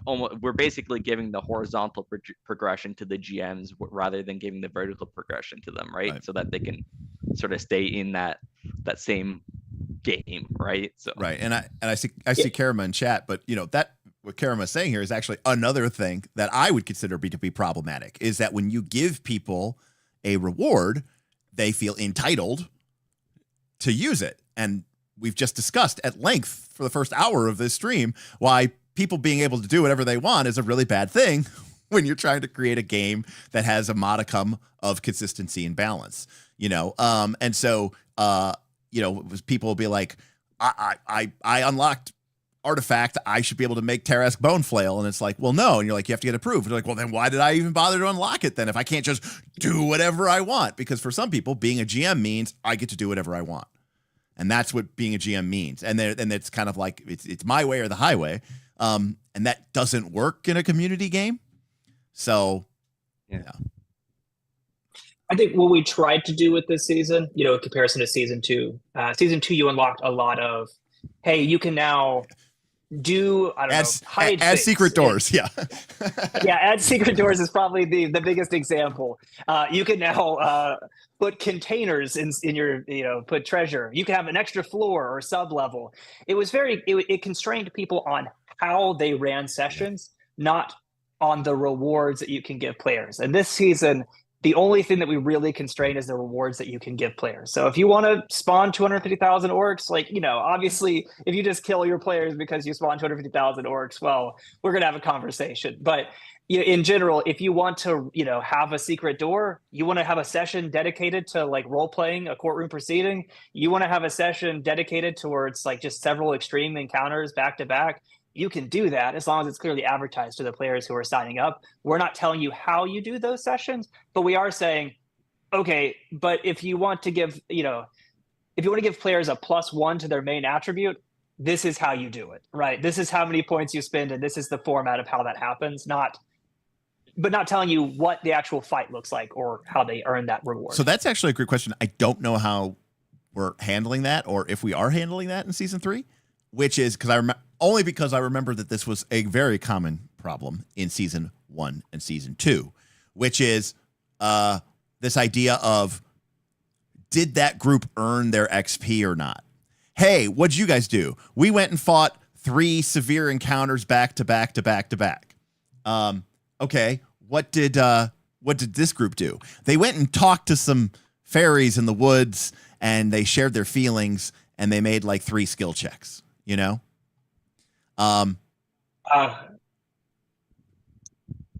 if the question is how do we assess or make sure that how would I put it, the rewards are balanced with the activity? There's actually a couple things in the GM log. There's one that's explain the experience breakdown to us. First of all, there's an hourly rate that people can earn. And that's how most games are awarded, is it's 120 experience per hour. So if you do 5 hours in the courtroom proceedings, all right, we're still giving you the 5 hours worth of experience. If you do 5 hours of doing extreme fights, okay, you still get 5 hours worth of experience. But if, let's say instead, you do a session where it is a handful of extreme fights, but there's still choices and there's still interesting role play that's happening, people can earn over that hourly rate, right? And people can choose to do that. So we want to make sure that people who complete the primary objective and who, are able to very quickly make their way through, extreme encounters or severe encounters and, solve the puzzles, all of the things they need to do. If you do a really good job and you do that quickly, you should get that experience, and we try to reward that. What we did though is, maybe some people will disagree, I don't know, but we did want to avoid a perverse incentive in the same time where you only want to do the session where you do 5 extreme fights in a row and there's no exploration, because that may be fun short term for some people, but in the average from our community, we heard, I don't want to just do combats. I want real exploration. I want real storytelling. I want real world interaction. So if we just do a session that's combat oriented and there's no choices and there's no world building and exploration, you only earn the hourly rate. And that's just to avoid the idea of the incentive leading you down a path that's not fun, where you grind, right? Right. How many people have did grinding in an MMO? We don't necessarily want people to have that incentive. You get the experience whether you're doing story and world building or if you are doing extreme fights. Right. Yeah. And that's one of the things that the reason why there's so many things with council approval there is that you basically have to make your case too. So if you want to give the PL+2 epic item, if you want to give that Tarrasque bone flail, you basically have to make a post and you have to justify what they actually did in the narrative, what they did that was special to actually earn that.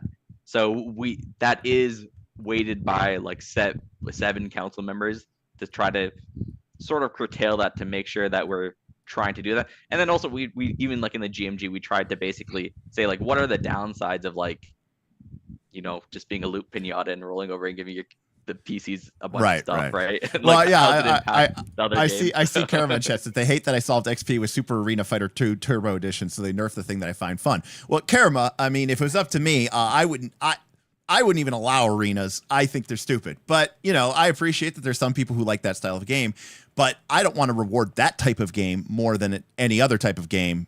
And in fact, if it was up to me, I would reward it less. But, you know, that's just my, you know, personal bias, you know. But King Hodop says, what is an arena? An arena is a term we used to call Monster Hunt Extremes. That used to be the original term. But the term arena sort of came about. An arena is just basically a session that is essentially just a handful of combats.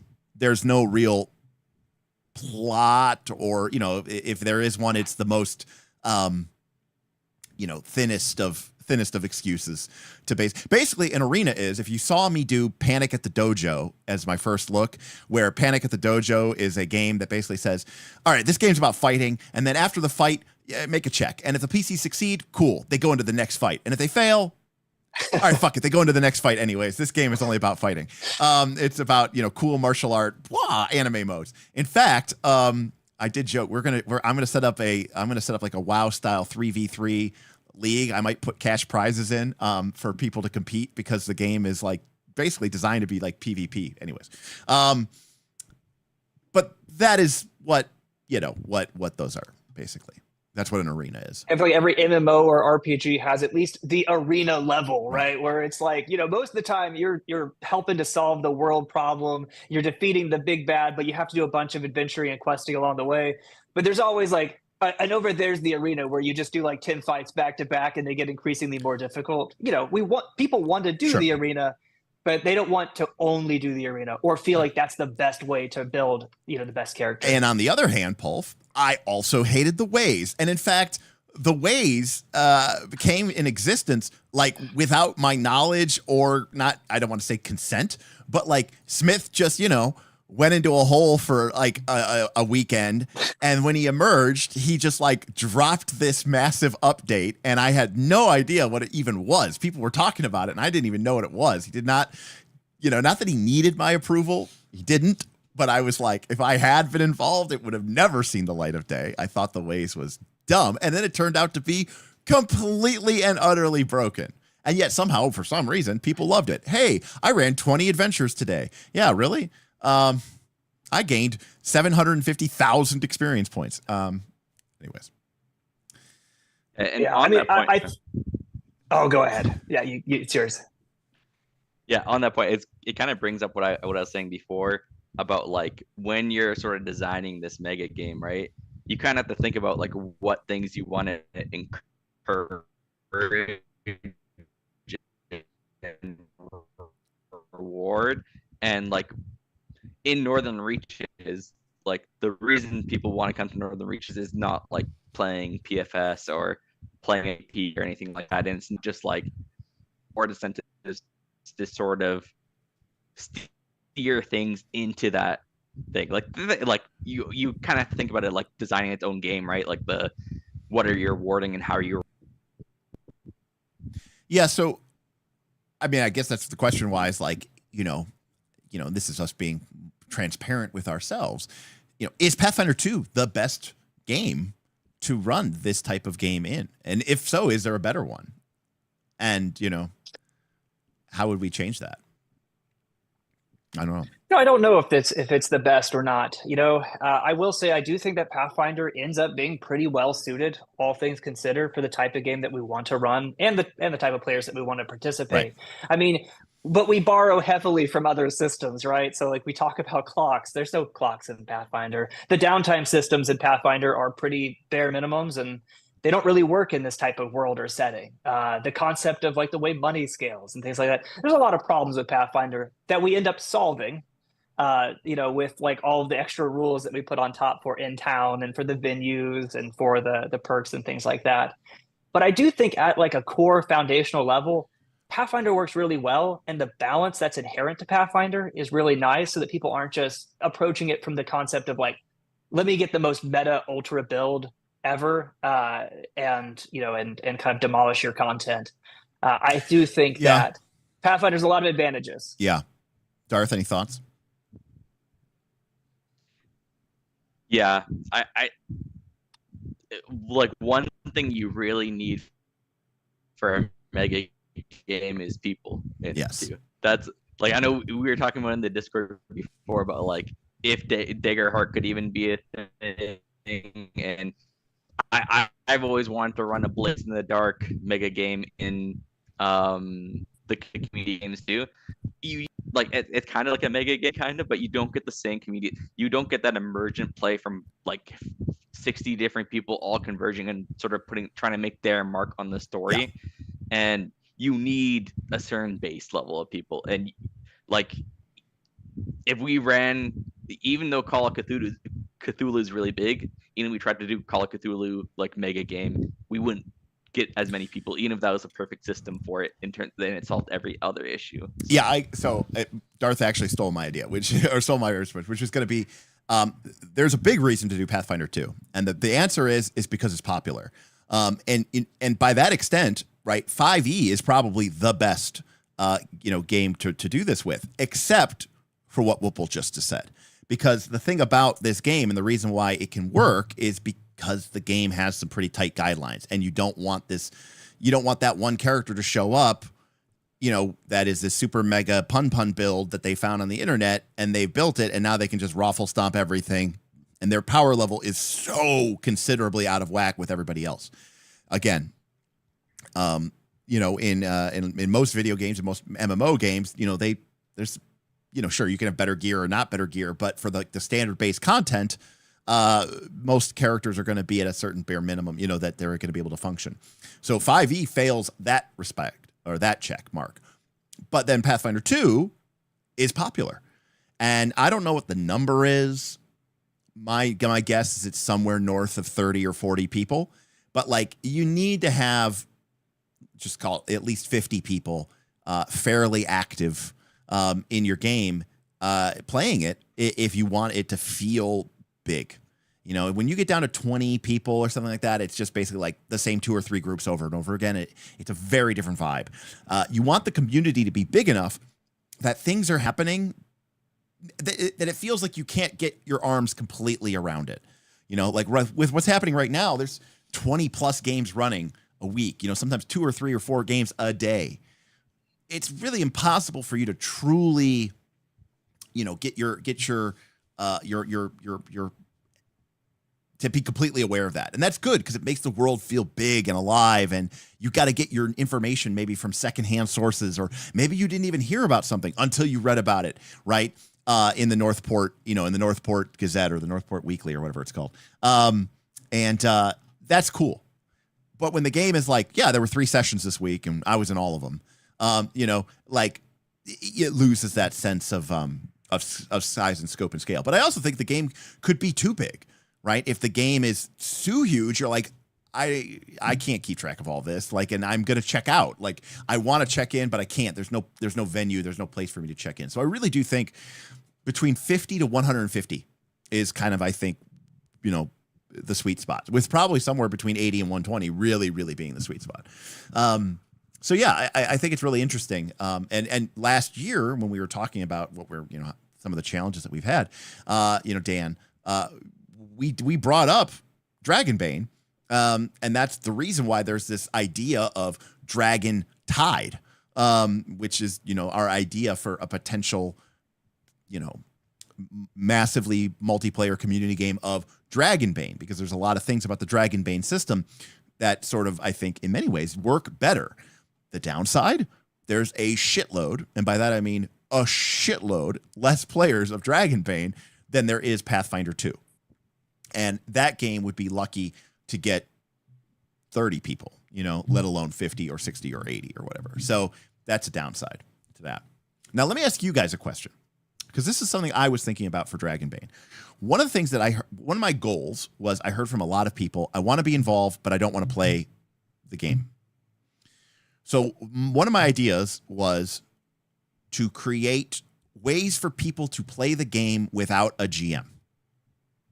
Not just role-playing in chat, but I mean like almost what I would call dedicated mini games, or maybe even like a co-op GM-less board game of sorts, where players could play in maybe 20-minute spurts, 30-minute spurts, 40-minute spurts, maybe by themselves, maybe with one other player at random times, independent of the need for a GM.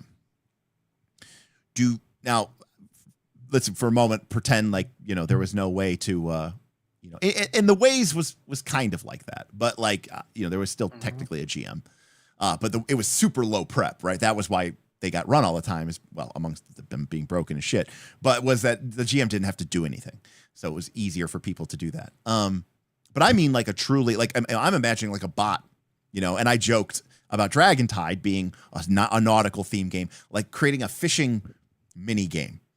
And like, you through a channel, through a bot, you go in there and the bot's like, you're like, I'm going to use one of my downtime actions this week to go down to the docks and go fishing. And, you spot a shimmer in the water, I'll use this rod with this reel. And, then like the text is like, it's like an old mud game, an old text-based mud game. And what I was wondering was that would give people a way to play even without GM.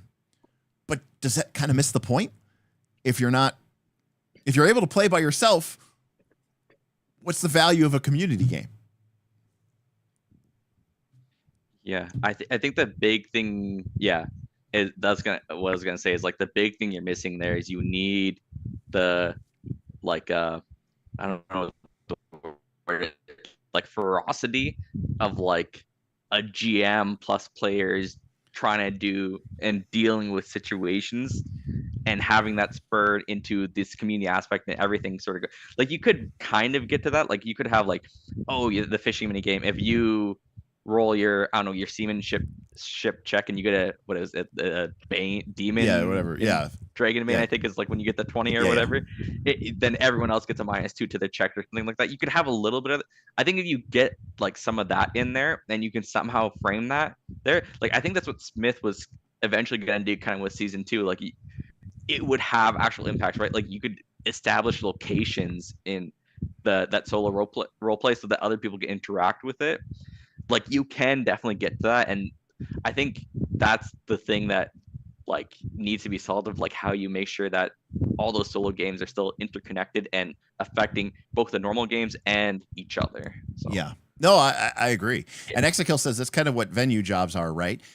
Yes, but without like the game element, the mechanical element, where you actually get. Well, there are mechanical elements to this to some degree. It's not deep. Yeah.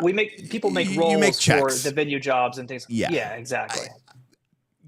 Yes, there are mechanical checks, but I mean, like that would be like saying like, hey, there's a combat, make a combat check. You succeeded. The monsters are dead. That doesn't have the same depth of play as say, an actual combat, right? And obviously that requires a lot of effort and work. So yes, there are mechanics to the venues and to the processes, but I mean like something that's much more engaged than just,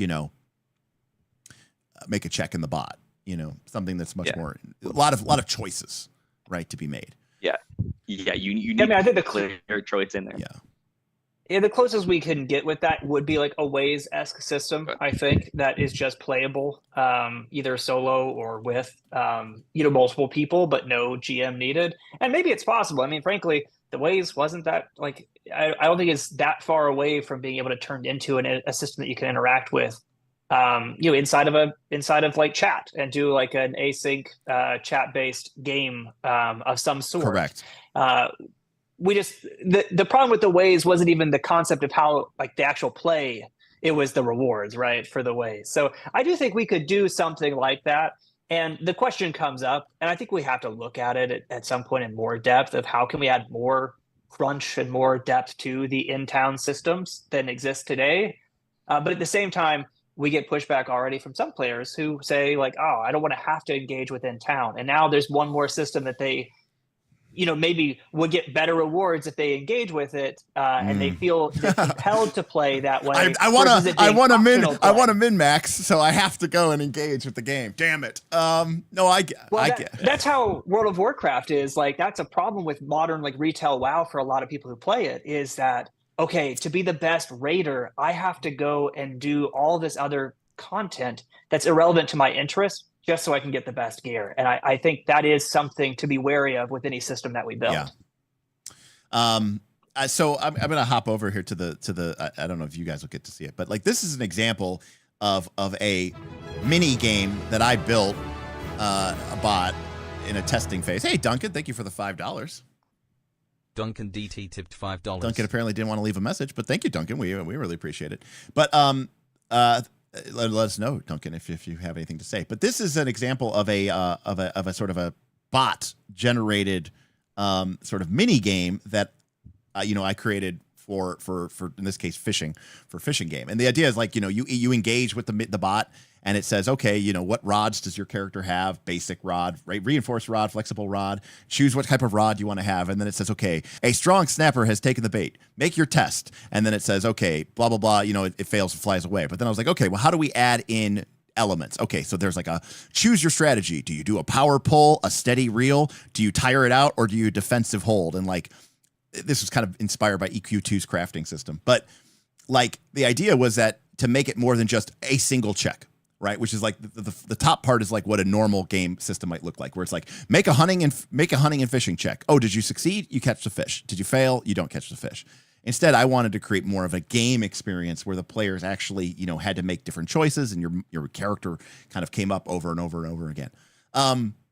But at that point, are we playing Dragonbane? No. Like what are we doing? It's not involved. But when I showed that to people are like, oh my God, I would so go hard on like getting like a mythical adamantine fishing rod, from the depths of Azamar, like my dwarven baitcaster supreme 9000 supreme. Like I can catch dragons with this thing. Right. Like, and I thought it's just like, it's funny how people, what parts of the game different people interact with, But I do think that there's a space for this, and the venue system has really sort of highlighted that for me this season. For me and people like Pulf, who basically said, we talked about how many active players do you had, and you guys said, oh, it's like, you're like, it's like 50 to 60, or like maybe like 20 more if you add people who basically just play in town and role play and like, run their venues. And I was like, that is very interesting to me, I think it's really interesting. Yeah.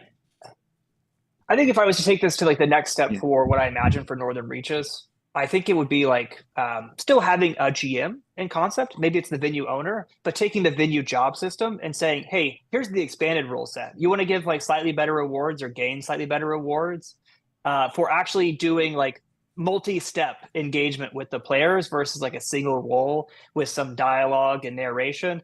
I think that would be a good way to go about kind of expanding the existing system. It would require to some degree a GM, I guess in concept. The venue owner would maybe set declarative like, hey, how are you approaching this problem? What are you doing? Okay, here's a bonus to that. And we could make a framework for what that looks like while still allowing people to engage in more depth in town. That might be my first initial answer versus building like a unique bot to solve that. Just say, hey, we have smart players. We have people who are running venues and want to interact and role play with the people who are doing quests. Let them drive that narrative process. Yeah, but I might use a bot or because you also want like some way to like summarize that information. Maybe the person doing that is filling out some sort of AAR or something like that. But like you need, when that happens, like if that fishing mini game, right? Like how do you, as the overlord or Dragonbane Council or whatever is going to go on there, like how do they figure out what's happening there and if there's connections to bring there, right? Like I think it can definitely work because at the end of the day, like you kind of pointed out, like, are we even playing Dragonbane anymore? Like people aren't signing up for this thing to play Dragonbane, right? Well, like, they can play a Dragonbane community game. They can go to, there's probably a Dragonbane Discord, but we have said that so many times. It's like one of our mantras, right, in Northern Reaches, because especially in season 2 when we had a lot of players, we had a lot of people who joined who basically just like, I'm just here to play Pathfinder 2. I want Pathfinder 2 on demand. And I could go and pay $10 or $15 an hour to go to like findagm.com and sign up for a $60 or $70 session, or I could pay $10, or it might have been $5 back then, $5, and I could play unlimited PF2 on demand as much as I want, which is cheaper than you can even play it at Gen Con, by the way. At Gen Con, it's still $2 an hour. And they were just there to play Pathfinder 2, and we're like, and they used to butt into this. You know, the infamous lycanthropy example is one of the classic examples. And I'm not going to get into the details, but long story short, somebody got infected with lycanthropy, and some players were like, "That's awesome! How are you going to fuck up the game?" And this player was like, "I don't want to be infected with lycanthropy. I want my character to be just fine. Keep Make playing." it tipped $5. Hey, Mike, thank you. Why not co-opt the Vredic spot to be the venue GM? Well, Mike, because that's complicated and that involves a lot of programming and coding. Mike wanted to know why don't just have the Vredics be the GM? I mean, to be fair, AI GMing is coming, right? That's what they keep telling us, you know, and stuff like that nature. You know, I already spent $1,500 on the Forge. Why not just get like an enterprise Chat GPT license, and we can just have that do it too? I mean, we've already added programmatic elements through the bots, monitoring the role playing and stuff like that as well. I mean, there's definitely something to be said about that style of play, because from my perspective, I think the biggest problem with these games is straightforward. When players don't play, and play can mean whatever it means to you. It could mean getting into a Foundry game and getting 4 hours of a game in. It could mean a 1 hour Monster Hunt Extreme or Arena fight where you just fight a cool fight and get a cool little reward. It could mean role-playing in your venue. But every time, let's say, a week passes and you don't engage for any reason, your likelihood to continue to play in that game goes down. And it is an inevitable case, I'm sure MMOs see this too, right? Where you have this many people make new characters, and you know this many people get to level 60 and get to 50 or whatever, get to the raid content.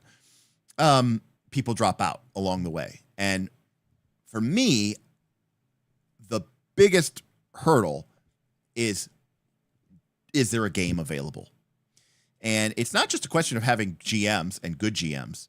It's also a question of time slots, availability, your availability, other players, you know what I mean? So there's so many different moving pieces that what I would love to solve is a way for players to be able to meaningfully engage, not just in role playing, but in a mechanical way with their character, even if they didn't find a session that week or find a game that week.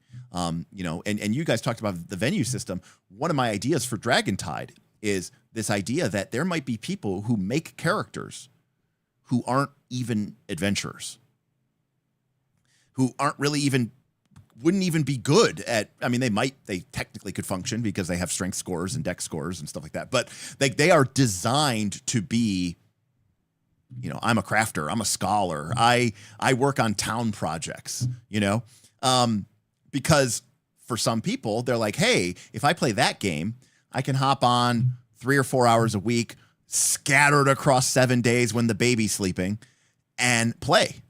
But the idea of me being able to, you know, find a single spot where I can get into a game and it's 4.5 hours long and I have that chunk of time, that's just, I can't engage at that game. And I hate having to tell that player, well, you can't play. And you're like, well, you can make a venue, and that's very cool, which is why I think this is a really cool stepping stone. But there's still an element there if you're like, but I'm not getting to engage with the mechanics of the core game in such a way. Now, Pathfinder 2 has a very complicated set of mechanics. It's difficult, but Dragonbane does not. It's a very basic game, so it does have that advantage. But yeah, you know, like that's where my thought process is as we, you know, because again, I try to learn from every season that has, you know, come before, and this is what season 3 is teaching me. What is it teaching you guys? What have you sort of learned from this as sort of a final wrap up? So Darth, we'll start with you. Yeah. Well, I did want to just say one thing about your point quickly too. About like if you're structuring that thing, you also want to make sure you always have chase goals for those things. Like, for example, like we sort of have talked to the town in the venue, but to like sort of summarize everything and sort of what surprised me, what we can learn from this, and kind of why someone who's watching this should jump into NR right now, whether from the GM side or the player side here. I think just the volatility that we've sort of have now of like all these different players with very set mechanical ways that they can interact and push forward their agenda while also still having like the old, season one. If like someone just asked me if they could do like have experiments done on their cat or something for this 1 clock, like that's not a mechanical thing in the game. That stuff's still in there, but you still want like the loose framework that they can see something that they can follow that track. So like that's like one thing that we tried to get a big push on this season, that you can basically take a look at like the legacy of the hero and say, like, I'll tell you, like, what I want to do is I want to do like some sort of spell blending thing or something like that to like do something with ley lines or some cool magical thing in here. And there's a system in place right now where I can look at that and I can start doing venue quests. I can start doing venue RP jobs. I can start playing in sessions to try to force that to actually happen there. And there's a sort of set path that I know I can follow to actually get to that outcome there. So I think that's really, if anyone's sort of looking at this and they're like, they're playing only like Pathfinder Society games or something where they can't really make those sort of big impacts, or you're like a GM and you don't really have time or to like do something that's not an adventure path, but you might have time to do a couple of sessions of NR because it's very, very drop in. You can sort of be a part of this whole big change there of those really that like player almost like butting heads and colluding together. So yeah, I think that's a great point, which is to say, obviously we've talked a lot about the extremes of it, but the fact of the matter is this is probably way more freedom, even in a mass game, than you probably have in your home Pathfinder 2 game. Just because of the way and the structure and the philosophy of the game and the GMs and the GM council. I'm not trying to say that like your home game is definitely on rails. No, but a lot of people do play Pathfinder 2 that way, especially if you play in the Pathfinder Society. But even if you play at home and your GM is just, trugging along and going along and doing those things. And so I think that that's really, really important for people who might say, hey, I really like Pathfinder 2, but I like this idea of, having these other ways to interact and element with the game. And because everybody's the same level, even if you join today, you'll be able to make a really competitive character and come in and start, helping out with the stories and the tabs. In fact, in some cases, it might even be a little bit easier because some of the stones and some of the the things are already moving. And so you can kind of just glom onto what sounds cool and champion that, or start your own new thing and start advocating for it. But ultimately, it is a game for adults. You're not always going to get everything that you want, and sometimes you win and sometimes you lose, and that's part of the, I guess, downside of this type of game, which is that you can't guarantee that you're going to get X or Y or Z. Woople, what about you? What are your sort of takeaways, final takeaways? Yeah, I mean, I think for me, I've been surprised by the desire to participate with like the quest board and to interact with the venues and to do like venue jobs, not just, I guess, beyond like the mechanical incentives, right? I would say if I looked at season 2 as a player, season 2 or a GM, there was a lot of like numbers go burr and I want to be the best number possible. And, a lot of players who are very centric on the power element of progression of like, I got to make my character better. Right. And this season, I mean, I don't know if it's the systems that we've built. It's just the players that like the new players that have joined. But there's been, I mean, honestly, from my perspective, a lot more player-driven impact on the narrative, which has been really exciting. Like, I think early on, maybe Darth called it, and I was projecting a much smaller number. I was like, 10% of sessions are going to be quest board, right? Like, that's how many I think are going to be like requested on the quest board and, show up and be actually played. And it's more like 50%. And like half of our sessions are basically like a player requested that we do this. Like player requested this story. That is huge. People watching might not appreciate this. That is a huge number that is a massive amount of player engagement. And that is really cool. And that has increased throughout the season, right? We see that number went up from like the first few weeks. And of course, the first few weeks, there's not really that many story threads to pull on for maybe you to be interested in a topic. So maybe naturally it goes up. But it's gone up more than I thought it would. And then you see the tie-in between like the venue jobs And we have Glorf, who again was doing a great job of writing up a newspaper to engage in the story. People have subplots in town of like the nobles planning to assassinate things, and this is all happening in RP, and some of it ties into the game world. Like someone took basically took robots back that were malfunctioning from one of my sessions to repair, and that became their venue jobs. Like, so you have this interaction that players are driving in the story, just that is surpassing my expectations, I would say. Yes, it's surpassing mine. I would that's say, incredible. yeah, I would definitely say it's surpassing mine as well, which is great, which is cool, because it's one of those things where it's like we definitely have, the game has sort of moved pretty far beyond it's very Pathfinder 2, but it's also very not Pathfinder 2. It's this weird kind of in between thing where it's like sometimes it feels like you're just playing Pathfinder 2 in a cool game, and other times it's like this. There's all these different systems and all these different subsystems, and I know that it can feel very overwhelming, but ideally there's a way for you to sort of experience Pathfinder 2 in a different way. And I think what you guys are saying, it's like it's not just Pathfinder 2 on tap. It's not Pathfinder Society. It is Northern Reaches. It is its own thing, and these systems, if they seem horrible and burdensome to you, we do try not to like force them down your throat, but ultimately it is kind of what the game is about, like it. Yeah.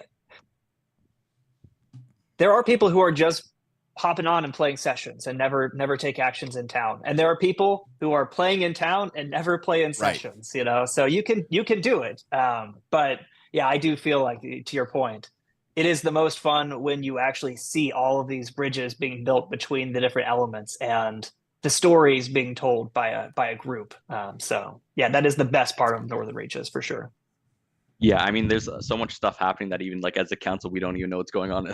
Like these RP threads and where they come and like how these things are fully tying and everything like that, right? There's so much player driven stuff going on, and being like they'll just, and they have their own own payoffs and stuff like that, and their own like narrative payoffs and stuff like that in their own like quests that they're sort of like construing together of like these 4 people RPing together and doing this like these noble houses and stuff like that. So yeah, I mean, one of those 4 players, right? Let's say one of the 10 people who engage in town is a GM and says, you know what, let's make this session out of like this story beat that's happening in town, and let's take it to its conclusion. There's a feud going on. Well, it's time for blood to be spilled, and I think that's a lot of fun to see. And I'm glad that you said that, because the final topic, we've got about 5 minutes left before I let these guys go. And I'm putting a poll up on the screen now. It says, how do you feel about player factions / warfare in a game like this? Basically, a sense in it, if not direct PvP, indirect PvP. Now, very famously in season 2, they had player factions, and people belonged to player factions. And essentially that was your team, and you were fighting for your team. So I want to hear from you guys, because you guys were both there for season 2. You were in the thick of it. You saw the good, the bad, the ugly. How do you feel about factions? Now, I will say, you cannot do factions unless you have, 80 plus people, right? Or like 100 people. Like if you have a 20-person game, and factions mean nothing. You do need to have enough, size of people. But how do you guys personally feel? And like, what was your experience with that? Because that's something I hear a lot from people, like not just about Northern Reaches, but like, some people like, I loved, back in the old days of WoW when it really felt like it was Horde versus Alliance, like, and it was like, it felt like a competition. And now it kind of just feels like we're all on the same tide fighting some robot in space, or fighting some, Sylvanas in the Deathlands or whatever, it's like, we're all just we're all on the same side now. And some people really liked that. I hate them. And some people disliked it. So we obviously saw some, problems with that last season, but we also had some people who really, really liked it. So I want to hear from you guys. So Woople, we'll start with you, and then Darth, you'll get the final word. So Woople. Yeah, I mean, so factions are fun. It's a delicate balance, right? Yeah, I mean, in season 2, we had people who probably took it too far at times, right? I think people have to remember when you have factions that there's a difference between players and characters, and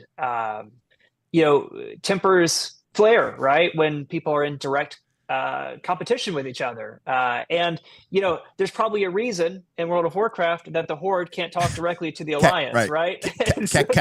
Right? Yeah, exactly. So you have a situation where if you are in a chat and you're in the same sessions and you're driving, like you're playing actively together while being in competitive goals, that creates discord. So in WoW, you have enough players that you can have two distinct factions that are actively competing and not playing together to accomplish the same goal. And I think that's helpful for making a successful faction system. But when you both are in the same session and the question is posed by the GM, hey, do you save the Fae or do you burn the forest? And like three people are like burn the forest and two people are save the Fae. Now suddenly, that's less fun than if it was 5 people who love Fae going on an adventure to save the Fae. Or more fun if you're a psychopath like Karama, who super chatted and said, as someone who never joined any of the factions in season 2, I just love the idea of catching people violating their oaths and gaining leverage. the court battle, that was the most fun that was definitely my favorite part of season 2 for sure. But yeah, I do think I engaged a lot with factions is what I'll say. And so being able you were head of the Jagged Pine, weren't you? I don't know if I was one of a handful of people in the Jagged Pine, maybe like the Divine Commune. I might have been head of it. I don't remember where I was. One of the council of the Jagged Pine. Yeah, exactly. I was part of the Jagged Pine, and we debated a lot, and it was a lot of fun in town to argue. To be clear, the Jagged Pine pack was a mega faction, right? On top of the core factions, right? We had factions within factions. Yeah, Divine Commune. Anyways, Darth, what were your thoughts? Because you've been here since the beginning. You saw season 2. You saw the birth of Lumberjacks and Lumberjacks and Jagged Pine Pack, but then also saw that in scale into season 2 with I remember the rogues got that one ability and people hated the Shadow Thieves or whatever it was called. The escape ability. And just people complaining about this and that and this and the other thing and stuff. Yeah, so I think there's like 2 things to sort of think about with the factions. So one is specifically with PF2E. There's a reason that Root has an aid that lets you give a -1 to someone, whereas the aid in PF2E only lets you give a bonus to someone, right? These D&D games are built on the party being together in a united front doing stuff, right?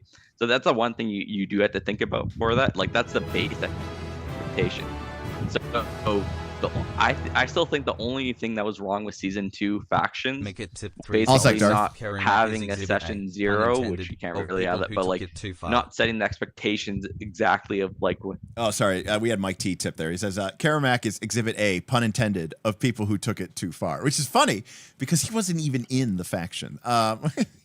You know who you were, Karamak? You were motherfucking Littlefinger. That's who you were. You were just starting the war between the Lannisters and the Starks just because you wanted to, chaos is a ladder. That's you. You're Littlefinger. Anyways, I'm sorry, Darth. Please continue. The only issue that was, I think people had different expectations of what the factions were going to do and how much PvP there was going to be and what they could do and what they were allowed to do. And if someone was going to be actually calling them out on it, I think that was the only issue with the faction system. Like if you design it head on, these are the expectations, this is what you can expect from joining this faction. Don't just look at this as, oh, this is incentive it is, and then people know that going into it. And like for example, if we did Blades in the Dark, we'd have that all set up and you could you would know that you could fuck over other factions in the system, right? Yeah. So like that was I think the only issue was because PF2 is kind of has that like teamwork mindset, whereas this was that. But I think that is like such a cool thing to have factions and like be able to do that whole meta game of things. It just needs to have the expectations set it before. Yeah, I mean my dream. You have your Blades in the Dark dream, and I know we've talked about that before, but my dream is to do a Legend of the Five Rings mega game, right? And you join one of the clans, and you're there to advocate, and and maybe even the whole mega campaign takes place like in a single city, or single but you're there to advocate for your clan and to, to get resources assigned for the emperor. Maybe it's even like a political game, right? Where it's just like that stuff like that. But like, and like having warfare and like, but it would obviously be a very different structured game where you have all these different things. But like, I just think that to me, that sounds really cool. But I am a weirdo. And like when I used to play on EverQuest, right? I played on, there were two types of PvP servers. There was Ralos Zek, which was a full PvP server. Anybody could kill anybody. That's crazy. That's nonsense. But then there was Talon Zek and Valen Zek, and these were the team PvPs. There were 4 teams. There was the humans, there was the Fae type creatures, the elves, the dwarves, the gnomes, the elves and the half elves and whatever. And then there was the evil creatures, the giants, the trolls, and then there was the shorties. There was like the faction of like dwarves, halflings, and gnomes. And you could PvP against each other.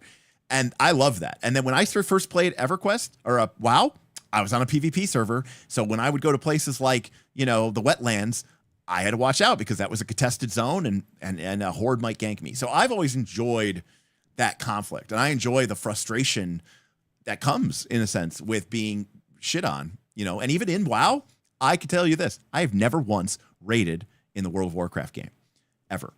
But I can't even tell you how many Battlegrounds I used to play. Like I used to play PvP Battlegrounds constantly. In fact, for a long time, it was the only thing I did. And so I enjoy that player conflict. To me, that's way, way, way more interesting because the most dangerous prey is man. And I just really appreciate that. Exactly, Sketch Scores. Otosan Uchi, a Winter Court LFG. Yeah, exactly. That's fantastic. So I like that idea. I don't know that we'll ever bring it back, but I do like it.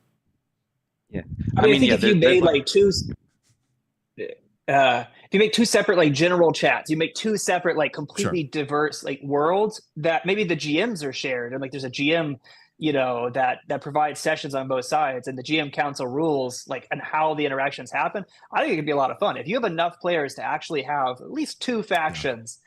And you set them up to be competitive, and there are like tug of war clocks and all those other elements that are happening, or maybe like control of the various zones or things like that. That could make it for a very compelling world space, but keep them separate, I think. Don't have people like doing a 5-person session where half is one faction and half is the other. I think that's where our problems came from. That's my opinion.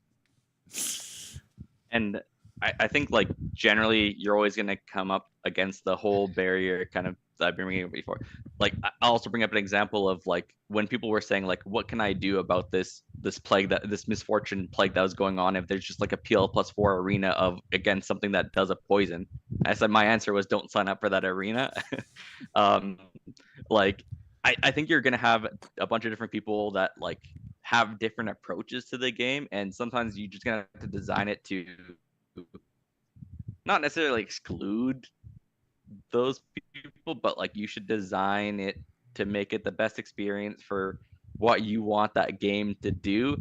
But then you always have to, this is a mega game, so you can't design the best experience for that you would like Derek would like, right. And then there's 3 people. Correct.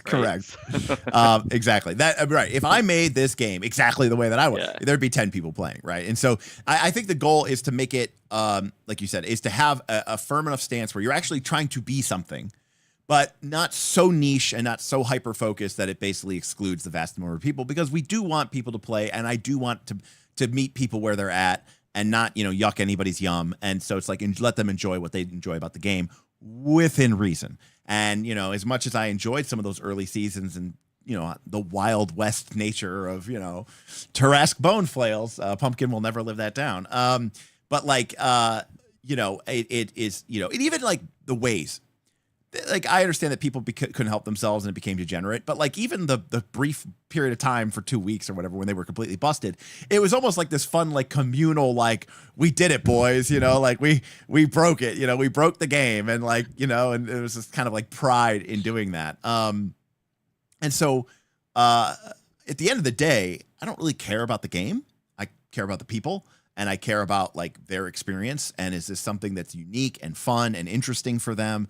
Does it generate a compelling experience that they, ultimately found, to be enjoyable? And as long as that's the case, I think that's fine. Now, if your fun and your enjoyment comes at the expense of a bunch of people, that's when I start to have a problem. So Yeah, please. Maybe worth linking the player's guide in chats for anyone who's interested in it. Yeah.